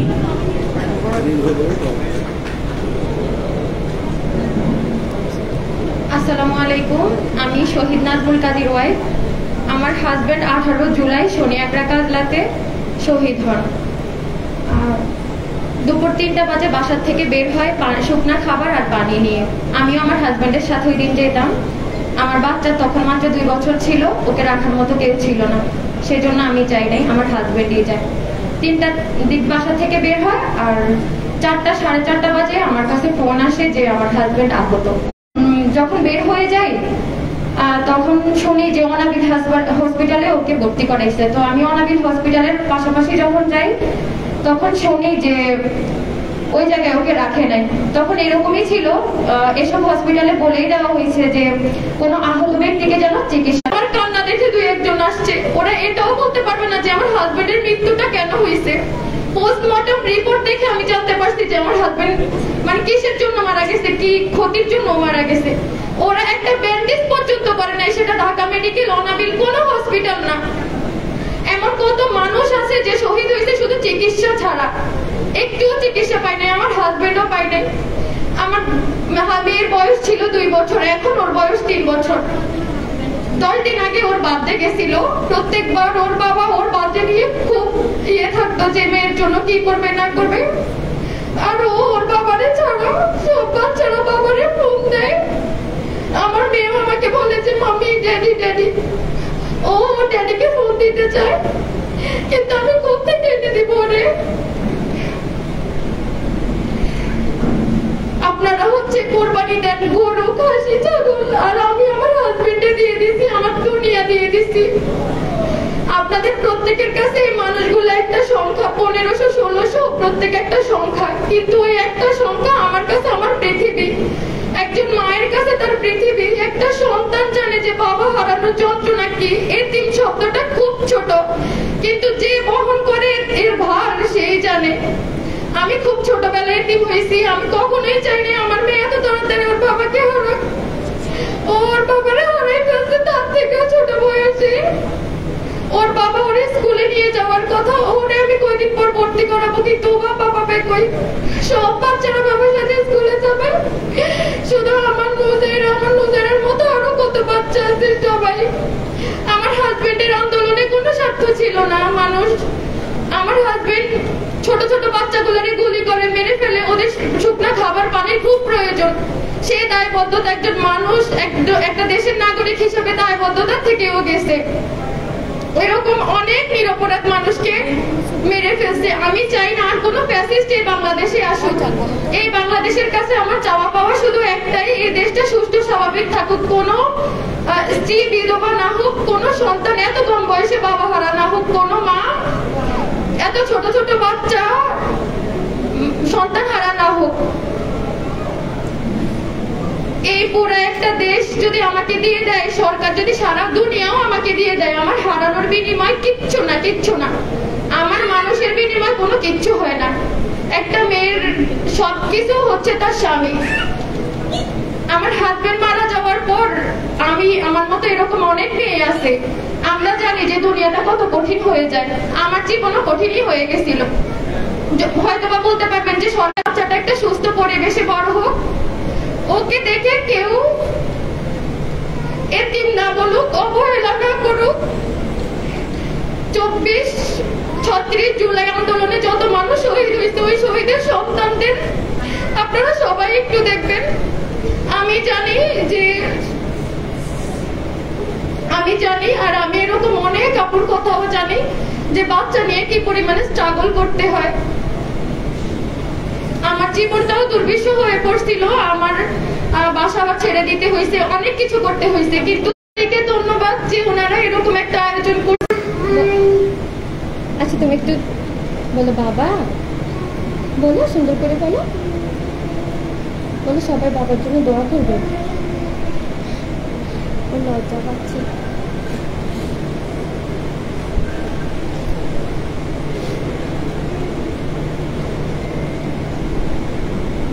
প্রিয় উপস্থিতি, শহীদ পরিবারের বক্তব্যের পরে আমাদের আসলে কোনো কথা থাকে না। যে সকল পরিবাররা এরকম কষ্ট ভোগ করছেন তারাই জানেন প্রিয়জন হারানোর বেদনা। আমরা আজকের এই সবার পক্ষ থেকে তাদের প্রতি সহমর্মিতা প্রকাশ করছি। আজকের অনুষ্ঠানের আমরা শেষ পর্যায়ে চলে এসেছি। আমাদের মঞ্চে উপবিষ্ট রয়েছেন আমাদের সম্মানিত অতিথিবৃন্দ। এ পর্যায়ে আমি আলোচনা রাখবার জন্য অনুরোধ করছি পটুয়াখালী বিজ্ঞান ও প্রযুক্তি বিশ্ববিদ্যালয়ের সাবেক VC professor doctor Abdul Latif Masum স্যারকে। বক্তব্য রাখছেন প্রফেসর ডক্টর আব্দুল লতিফ মাসুম।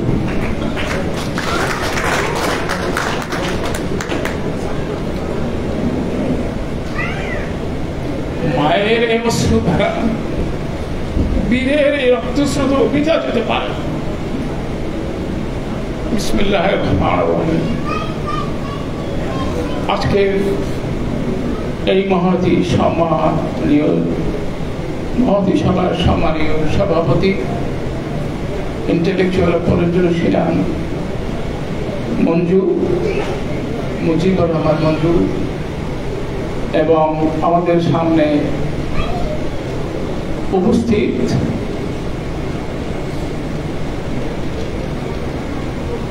আমাদের স্বাধিকারের প্রতীক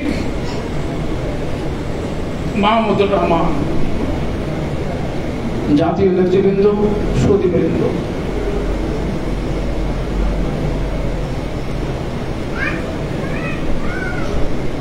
জাতীয় পার্টি, এবি পার্টি, আমার দেশ পার্টি যে তিনটি পর্যালোচনা, অনুপ্রেরণা, আত্মপর্যালোচনা ও প্রত্যয়যুক্ত অঙ্গীকার, এই তিনটি বিষয় তারা যথার্থভাবেই নির্ধারণ করেছে এই গণ অভ্যুত্থানের প্রারম্ভে, গণ অভ্যুত্থানের সূচনায় এবং অবশেষে এই সময়ে। আমি শুধুমাত্র আত্মপর্যালোচনার কথা বলব। সেদিন গোটা জাতি এক এবং ঐক্যবদ্ধ হয়েছিল। বাংলাদেশের অর্ধ শতাব্দীর ইতিহাসে এরকম সময় কখনো আসেনি যখন ডান বাম, ইসলাম পন্থী, বামপন্থী নির্বিশেষে সকলেই এক কাতারে দাঁড়িয়েছে। সেটি একটি দুর্লভ সময় ছিল, সেটি বাংলাদেশের ইতিহাসে একটি দুর্লভ ভিত্তি অর্জন করেছে, ঐতিহাসিক পর্যায়ে ছিল। এটা এক বছর পরে এখন কষ্টের বিষয়, দুর্ভাগ্যের বিষয় যে জাতি শততা বিভক্ত এবং তাদের মধ্যে ক্ষমতার স্পৃহা, ক্ষমতা প্রিয়তা এতটাই আমাদেরকে আতঙ্কগ্রস্ত, আমাদেরকে উদ্বিগ্ন, আমাদেরকে অস্থির করেছে যে আমরা সত্যি সত্যি ওটা জাতির ভবিষ্যৎ নিয়ে চিন্তিত।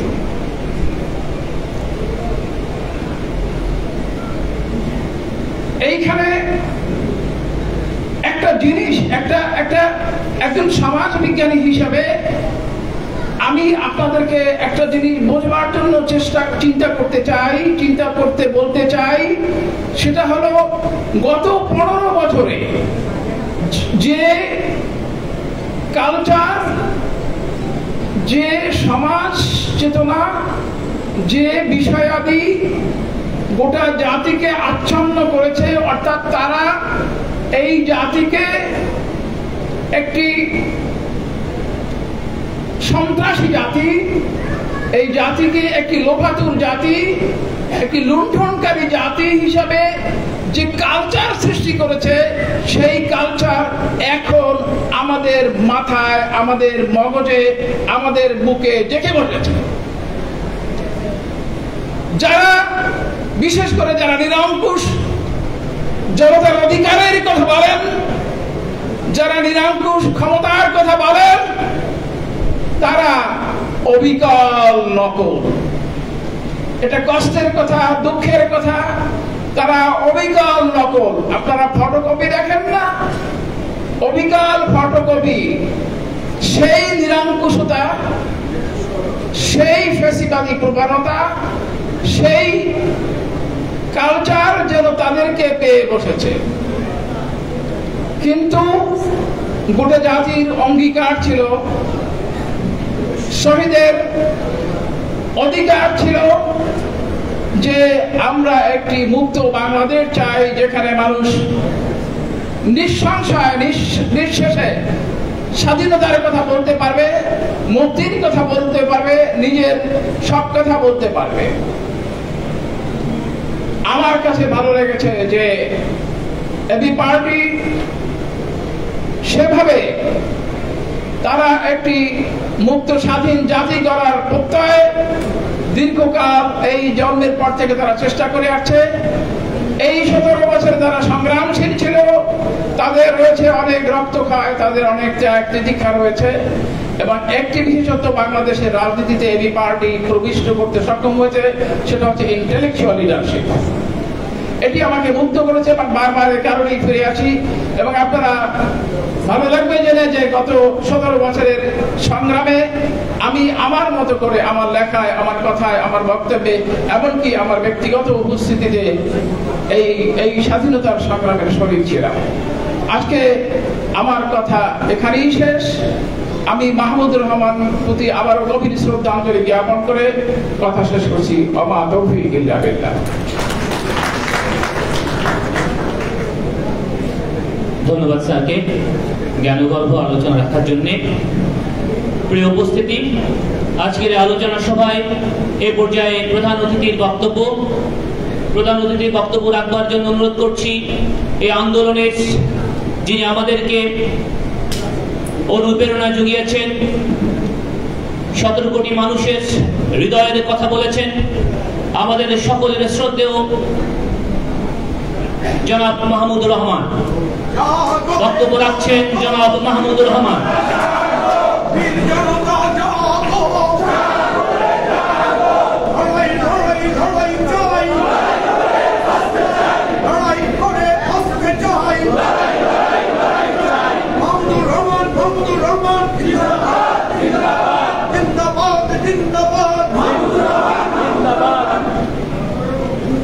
বিসমিল্লাহির রহমানির রহিম। এবি পার্টি আয়োজিত আজকের এই মহতী অনুষ্ঠানে আমার ছোট ভাই সভাপতি মঞ্জু এবং এখানে উপস্থিত, মঞ্চে উপস্থিত আমার ছোট ভাই দিদার, ওহাব মিনার, ফুয়াদ এবং এবি পার্টির অন্যান্যরা, এবং বিশেষ করে আজকে এখানে উপস্থিত শহীদ পরিবারের সদস্যরা, উপস্থিত সুধীমণ্ডলী এবং সাংবাদিক ভাই বোনেরা, আসসালামু আলাইকুম। আমি আমার বক্তব্যের শুরুতেই জুলাই বিপ্লবের শহীদ নাজমুল কাজীর প্রতি আমার অসীম শ্রদ্ধা এবং কৃতজ্ঞতা জানাচ্ছি।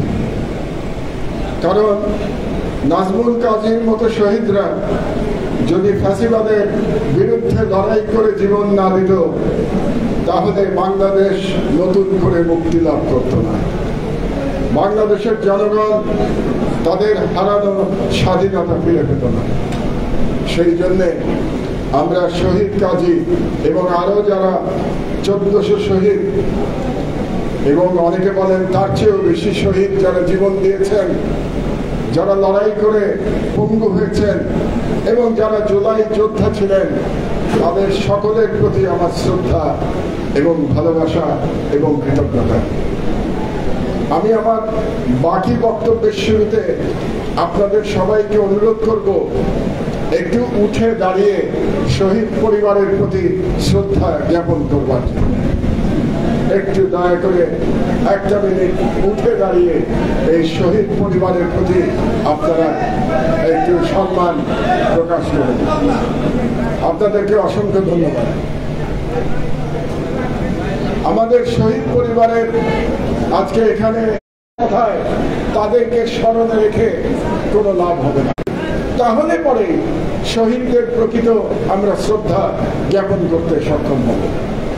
তো আমার একটি প্রত্যাশা আছে, আমি একটু সংক্ষেপে বলি যে কেমন একটি রাষ্ট্র তৈরি হলে পরে আমরা বুঝতে পারবো যে এই মহান জুলাই বিপ্লবে যারা জীবন দিয়েছেন, যারা আহত হয়েছেন, যারা যুদ্ধ করেছেন, তাদের দান বৃথা যায় নাই। সর্বপ্রথম হচ্ছে যে আরেকটি হাসিনার ফ্যাসিবাদ যেন কোনো ফর্মে আবার বাংলাদেশে ফিরে আসতে না পারে, তার জন্য যে রাষ্ট্রে প্রয়োজনীয় সংস্কার দরকার সেগুলো হতে পারবেন না। কিন্তু বলা হয় নাই যে 10 বছরের পরে তিনি আবার রাষ্ট্রপতি হতে পারবেন না, এটা কিন্তু বলা হয় নাই। ক্যাচটা হচ্ছে রাশিয়ার মতো পুতিন এরকম একটা আইন করেছিল যে 2 বারের বেশি রাষ্ট্রপতি থাকতে পারবে না। তারপরে সে ক্ষমতা নিজের কাছে রাখবার জন্য সে করলো কি 2 বার রাষ্ট্রপতি হওয়ার পরে সে 1 বার প্রধানমন্ত্রী হয়ে গেল, সুতরাং ক্ষমতা তার হাতেই থাকলো। এইটা যদি আমরা বন্ধ করতে চাই তাহলে আমাদের আইন যেটা করতে হবে যে 2 বারের বেশি 10 বছরের বেশি প্রধানমন্ত্রী তো থাকতে পারবেন না এবং তিনি আর কখনো রাষ্ট্রপ্রধান কিংবা সরকার প্রধান হতে পারবেন না। এই কথাটি আপনাদের মাথায় রাখতে হবে। এটা যদি আপনারা না করেন তাহলে আবার ফ্যাসিবাদ ভিন্ন ফর্মে ফিরে আসবে। এটা আমি মনে করছি রাষ্ট্রের একজন সিনিয়র নাগরিক হিসেবে রাজনীতিবিদদের এটা স্মরণ করিয়ে দেওয়া দরকার। তাহলে এটা হলো 1 নম্বর ধাপ। 2 নম্বর, আর যেন কোনোদিন বাংলাদেশে ভারতীয় হেজেমনি, ভারতীয় আধিপত্যবাদ কোন ফর্মে ফিরে আসতে না পারে, তার ব্যবস্থা আমাদেরকে করতে হবে। কারণ পূর্বে যে ফ্যাসিবাদ এখানে ছিল সেই ফ্যাসিবাদ তৈরি হতে পেরেছিল কারণ দিল্লি থেকে তাকে ব্ল্যাঙ্ক চেক দেওয়া হয়েছিল। দিল্লি থেকে বলে দেওয়া হয়েছিল যে তুমি যত ইচ্ছা জুলুম চালাতে পারো, তোমার পিছনে আমরা ঢাল হয়ে থাকবো। যেরকম জুলুম আজকে এই মুহূর্তে জায়নিস্ট ইসরায়েল প্যালেস্টাইনের উপরে চালাচ্ছে, গাজার উপরে চালাচ্ছে, তারা কেন চালাতে পারছে? তারা চালাতে পারছে এই কারণে যে মার্কিন সাম্রাজ্যবাদ তাদেরকে গার্ড দিয়ে রেখেছে, যে কোনো রকম অন্যায় তারা করে যেতে পারে, তার জন্য তাদেরকে কোনো জবাবদিহির আওতায় আসতে হচ্ছে না। এই কারণে এই ইসরায়েল এই যুগে একটা দানবের মতো ব্যবহার করতে পারছে। তো সেইভাবে হাসিনার দানব হয়ে উঠতে পেরেছিল কারণ দিল্লি তার পিছনে ছিল। কাজে হাসিনার দানব হয়ে ওঠার পেছনে দিল্লির ভূমিকা আমরা ভুলে যেতে পারি না। কাজে আমাদেরকে ঐক্যবদ্ধ হতে হবে, একটা ঐক্যমতে আসতে হবে। আর কখনো দিল্লি কেন, কোন বিদেশি শক্তি যেন বাংলাদেশের অভ্যন্তরীণ রাজনীতিতে এভাবে প্রভাব সৃষ্টি না করতে পারে, সেই ব্যাপারে একটা ন্যাশনাল চার্টার হওয়া প্রয়োজন বলে আমি মনে করি। এটা হলো দ্বিতীয়। তৃতীয় হলো বাংলাদেশে যেন আর কখনো এই 15 বছরের ফ্যাসিবাদী আমলের তুলনায় মতো করে বাংলাদেশের সম্পদ লুটপাট না হয়। আপনারা দেখেছেন কিভাবে রাষ্ট্রীয় সম্পদ লুটপাট করা হয়েছে।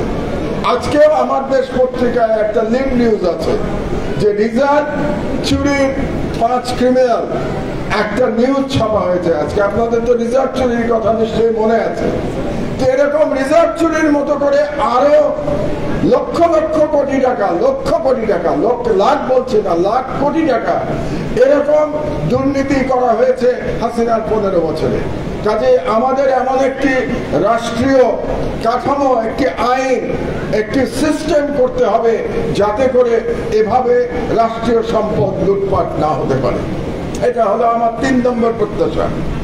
আর 4 নম্বর প্রত্যাশা হচ্ছে এই আন্দোলন কি হিসাবে শুরু হয়েছিল আপনাদের নিশ্চয়ই মনে আছে, সেটা আমরা ভুলে যেতে শুরু করেছি, কিন্তু আমি আবার আমাদের ফুয়াদের মতো করে মনে করিয়ে দিচ্ছি, বৈষম্য বিরোধী আন্দোলন থেকে শুরু করে এটা শেষ পর্যন্ত ফ্যাসিবাদ বিরোধী আন্দোলনে রূপ নিয়েছিল।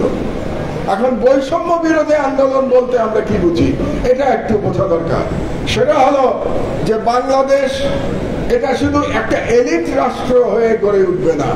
বাংলাদেশে বর্তমানে এলিটদের যে একটা প্রাধান্য চলছে, এরকম একটি রাষ্ট্র তৈরি হলে এটা বৈষম্য বিরোধী রাষ্ট্র হতে পারে না।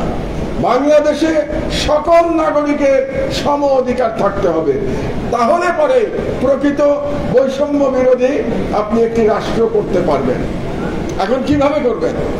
বর্তমান যে সিস্টেম আছে, এই সিস্টেমে সকল নাগরিকের সমান অধিকারের কোনো সুযোগ নাই। এই জন্য আমার একটি প্রস্তাব আছে, আবারও রাজনীতিবিদদের কাছে আমি এই প্রস্তাব দিয়ে দিচ্ছি। একজন সম্পাদক এবং একজন পলিটিক্যাল অ্যানালিস্ট হিসেবে আমি এই প্রস্তাব করছি আজকে এবি পার্টির মাধ্যমে সকল রাজনৈতিক দলের প্রতি। সেটা হলো আমাদের একটি ন্যাশনাল অম্বুডসম্যানের একটি পদ তৈরি করতে হবে। ন্যাশনাল অম্বুডসম্যানের পদটি হবে, আমার ধারণা আপনারা আমার সাথে একমত নাও হতে পারেন, পদটি হবে প্রধানমন্ত্রীর র্যাঙ্ক অ্যান্ড স্ট্যাটাসের একটি পদ, কিন্তু তার কোনো এক্সিকিউটিভ ক্ষমতা থাকবে না, কারণ ক্ষমতার বিকেন্দ্রীকরণ হলে রাষ্ট্র পরিচালনা করা যাবে না। তাহলে অম্বুডসম্যানের কাজটা কি হবে? তার কাজটা হবে নৈতিক বল। নৈতিক বলই হবে তার একমাত্র কাজ। অর্থাৎ যে নাগরিক তিনি রাষ্ট্র দ্বারা অত্যাচারিত হবেন, কিন্তু তিনি পুরো রাষ্ট্রের কাছে একটা মরাল পজিশন নিয়ে আসতে পারবেন, এবং এই মরাল পজিশনটা থাকলে পরে যারা এক্সিকিউটিভে থাকবেন তাদের উপরে একটা চাপ তৈরি হবে। এই জন্য আমি মনে করি বৈষম্য বিরোধী রাষ্ট্র যদি প্রকৃতই আমাদেরকে করতে হয়, তাহলে ন্যাশনাল অম্বুডসম্যানের একটি পদ করতে হবে। এটা আমার তরফ থেকে আপনাদের কাছে প্রস্তাব। যদি প্রকৃত সংস্কার করতে চান তাহলে এই কাজগুলো করা দরকার।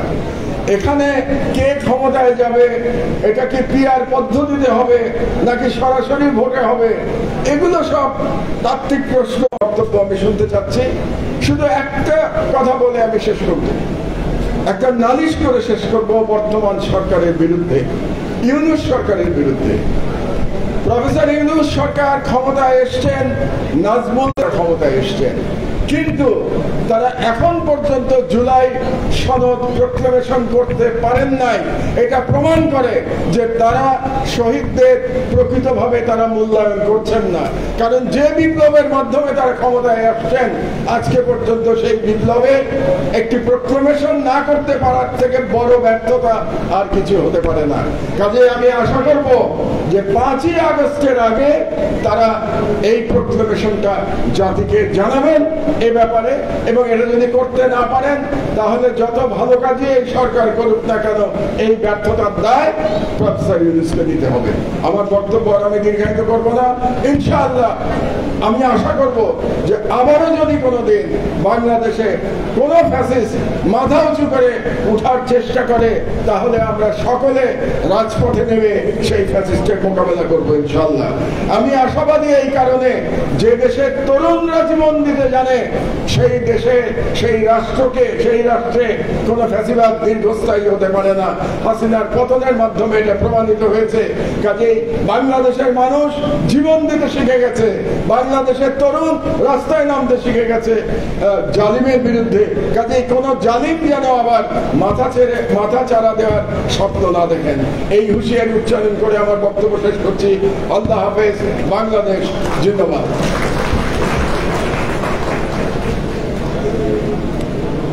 ধন্যবাদ জানাচ্ছি আজকের অনুষ্ঠানের প্রধান অতিথি শ্রদ্ধেয় মাহমুদুর রহমান স্যারকে আমাদের জন্য জাতির জন্য নির্দেশনা প্রদান করার জন্য। সম্মানিত উপস্থিতি, এই পর্যায়ে সভাপতির বক্তব্য। আজকের এই আলোচনা সভায় উদ্বোধনী আলোচনা সভায় বক্তব্য 36 ব্যাপী আয়োজনের উদ্বোধনী আজকের এই অনুষ্ঠানের সভাপতির বক্তব্য রাখছেন এবি পার্টির সংগ্রামী চেয়ারম্যান জননেতা মুজিবুর রহমান মঞ্জু। বক্তব্য রাখছেন জননেতা মুজিবুর রহমান মঞ্জু।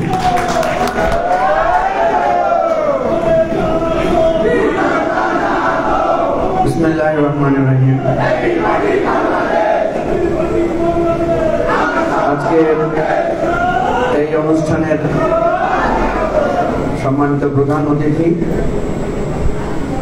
আপনারা জানেন যিনি আমাদের সাহসের বাতিঘর হিসেবে পরিচিত এবং যিনি রক্ত দিয়ে নিজের জীবনের সর্বোচ্চ ত্যাগ স্বীকার করে যিনি প্রথম উচ্চারণ করেছিলেন এটা হাসিনার ফ্যাসিবাদ এবং গণ অভ্যুত্থান ছাড়া এই ফ্যাসিবাদকে তোমরা কেউ দমন করতে পারবে না, পরাজিত করতে পারবে না।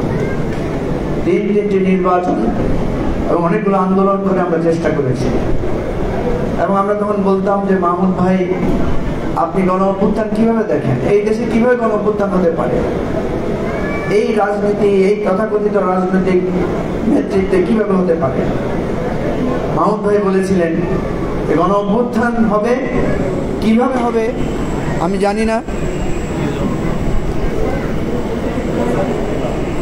মাহমুদ ভাই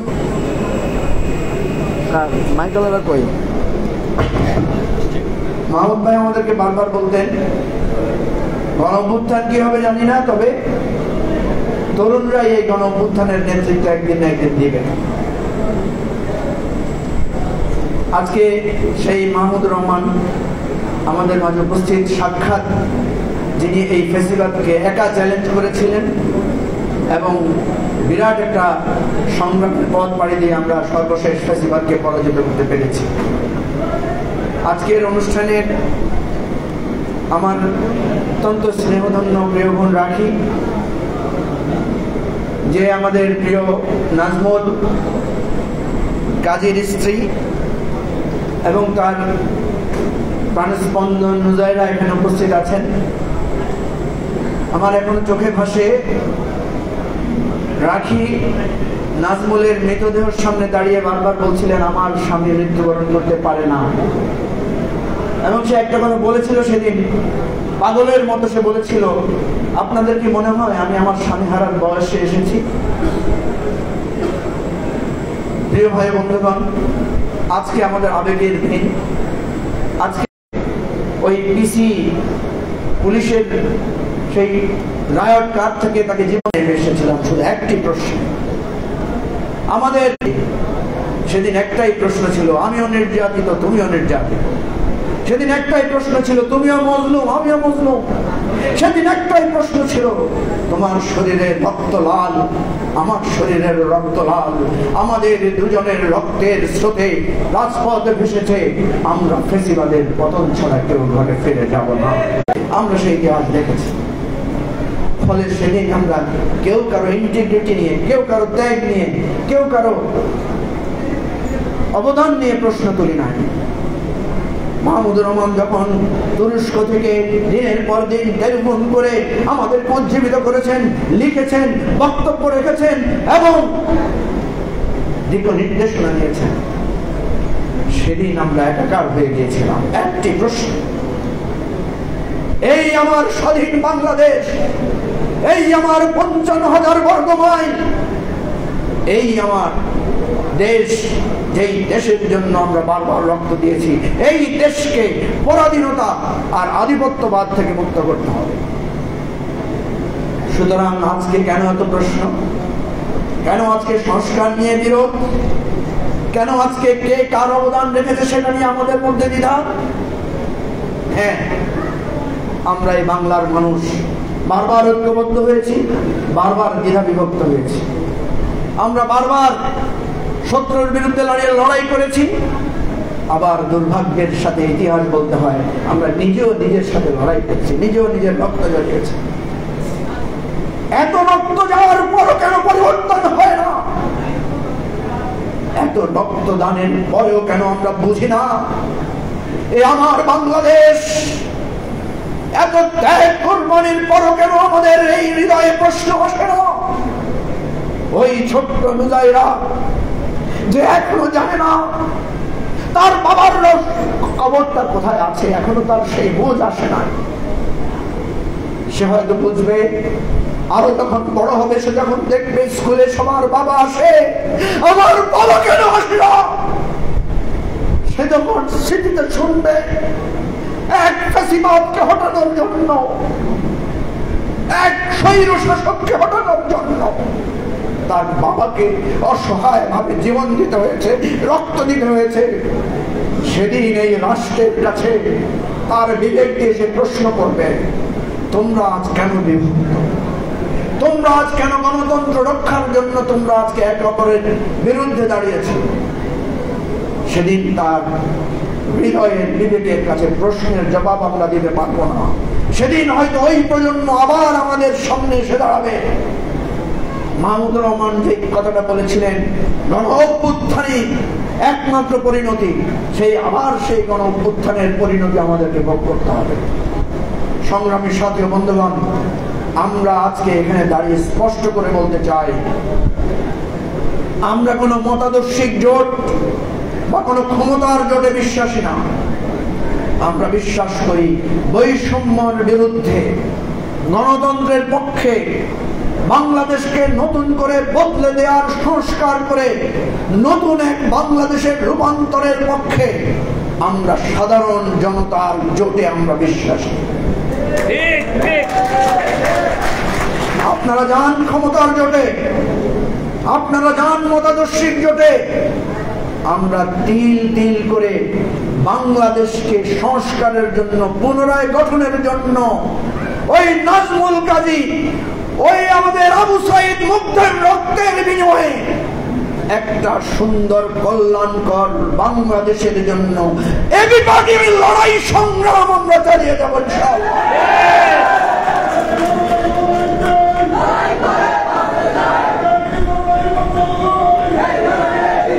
আমাদেরকে যখন গুলি করা হয়েছিল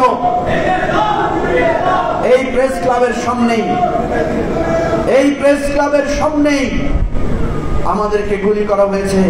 আমাদের প্রায় 15 জন নেতাকর্মী আহত হয়েছে, অন্যান্য দলের নেতাকর্মীরা আহত হয়েছে। আমরা কোনো হাসপাতালে গিয়ে চিকিৎসা পাই নাই, এক হাসপাতাল থেকে আরেক হাসপাতালে, শেষ পর্যন্ত আমি গুলিবিদ্ধ মানুষ হয়ে একটা মানসিক হাসপাতালে ভর্তি হতে হয়েছে, কারণ সেখানে যাতে পুলিশের চোখ না থাকে। আমাদেরকে যখন গ্রেফতার করে নিয়ে যাওয়া হয়, আমরা ভেবেছিলাম আর হয়তো স্বজনের দেখা পাবো না, আমাদের জীবনও হয়তো ইলিয়াস আলীর জীবন হবে, আমাদের জীবনও হয়তো আরমান কিংবা সেই আমান আজমির জীবন হবে। কিন্তু আমাদের তরুণরা, আমাদের লড়াকু সৈনিকেরা, তারাই জীবন দিয়ে সংগ্রাম করে এবং নাম না জানা হাজার হাজার লোকদের জীবনের বিনিময়ে এই বাংলাদেশ মুক্ত হয়েছে।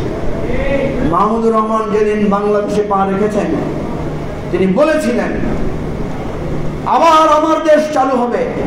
আবার মাহমুদুর রহমান এই প্রেস ক্লাবে দাঁড়িয়ে, যে প্রেস ক্লাবে মাহমুদুর রহমানকে সদস্য করা হয় নাই অন্যায় ভাবে, সেই মাহমুদুর রহমানের পায়ের কাছে এসে এই প্রেস ক্লাবকে তার সদস্য পদ দিতে হয়েছে। সেদিন সম্বর্ধনা দিয়ে তাকে সদস্য পদ দিতে হয়েছে।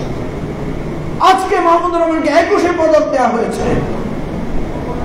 সেই 21 পদক তিনি জুলাই অভ্যুত্থানের শহীদদের উৎসর্গ করেছেন। শুধু তাই না, 21 পদকের যেই অর্থ, যেই উপহার, যে সম্মানই তাকে দেওয়া হয়েছে, সেটাও তিনি শহীদ পরিবার কল্যাণ ট্রাস্টে তিনি হস্তান্তর করেছেন, দান করেছেন।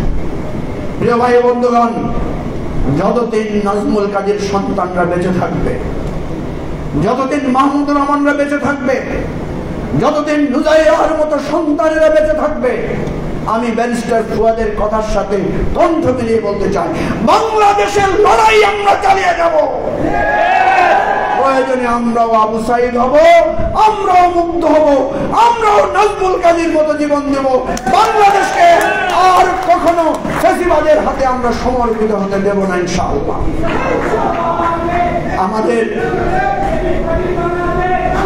আমাদের জুলাই 36-এর কর্মসূচি আজকে শুরু হচ্ছে। 5 আগস্টে আমাদের কর্মসূচি শেষ হবে। আপনাদের সবাইকে অনুরোধ করব, এই জুলাইয়ের চেতনা, বিশ্বাস, অঙ্গীকার, আত্মপর্যালোচনা, আত্মসমালোচনা সবকিছুকে হৃদয়ে গেঁথে আমরা নতুন বাংলাদেশের পথে যাতে এগিয়ে যেতে পারি, আপনারা আমাদের দোয়া করবেন, আমাদের সাথে থাকবেন। আপনাদের সবাইকে ধন্যবাদ এবং কৃতজ্ঞতা জানাচ্ছি।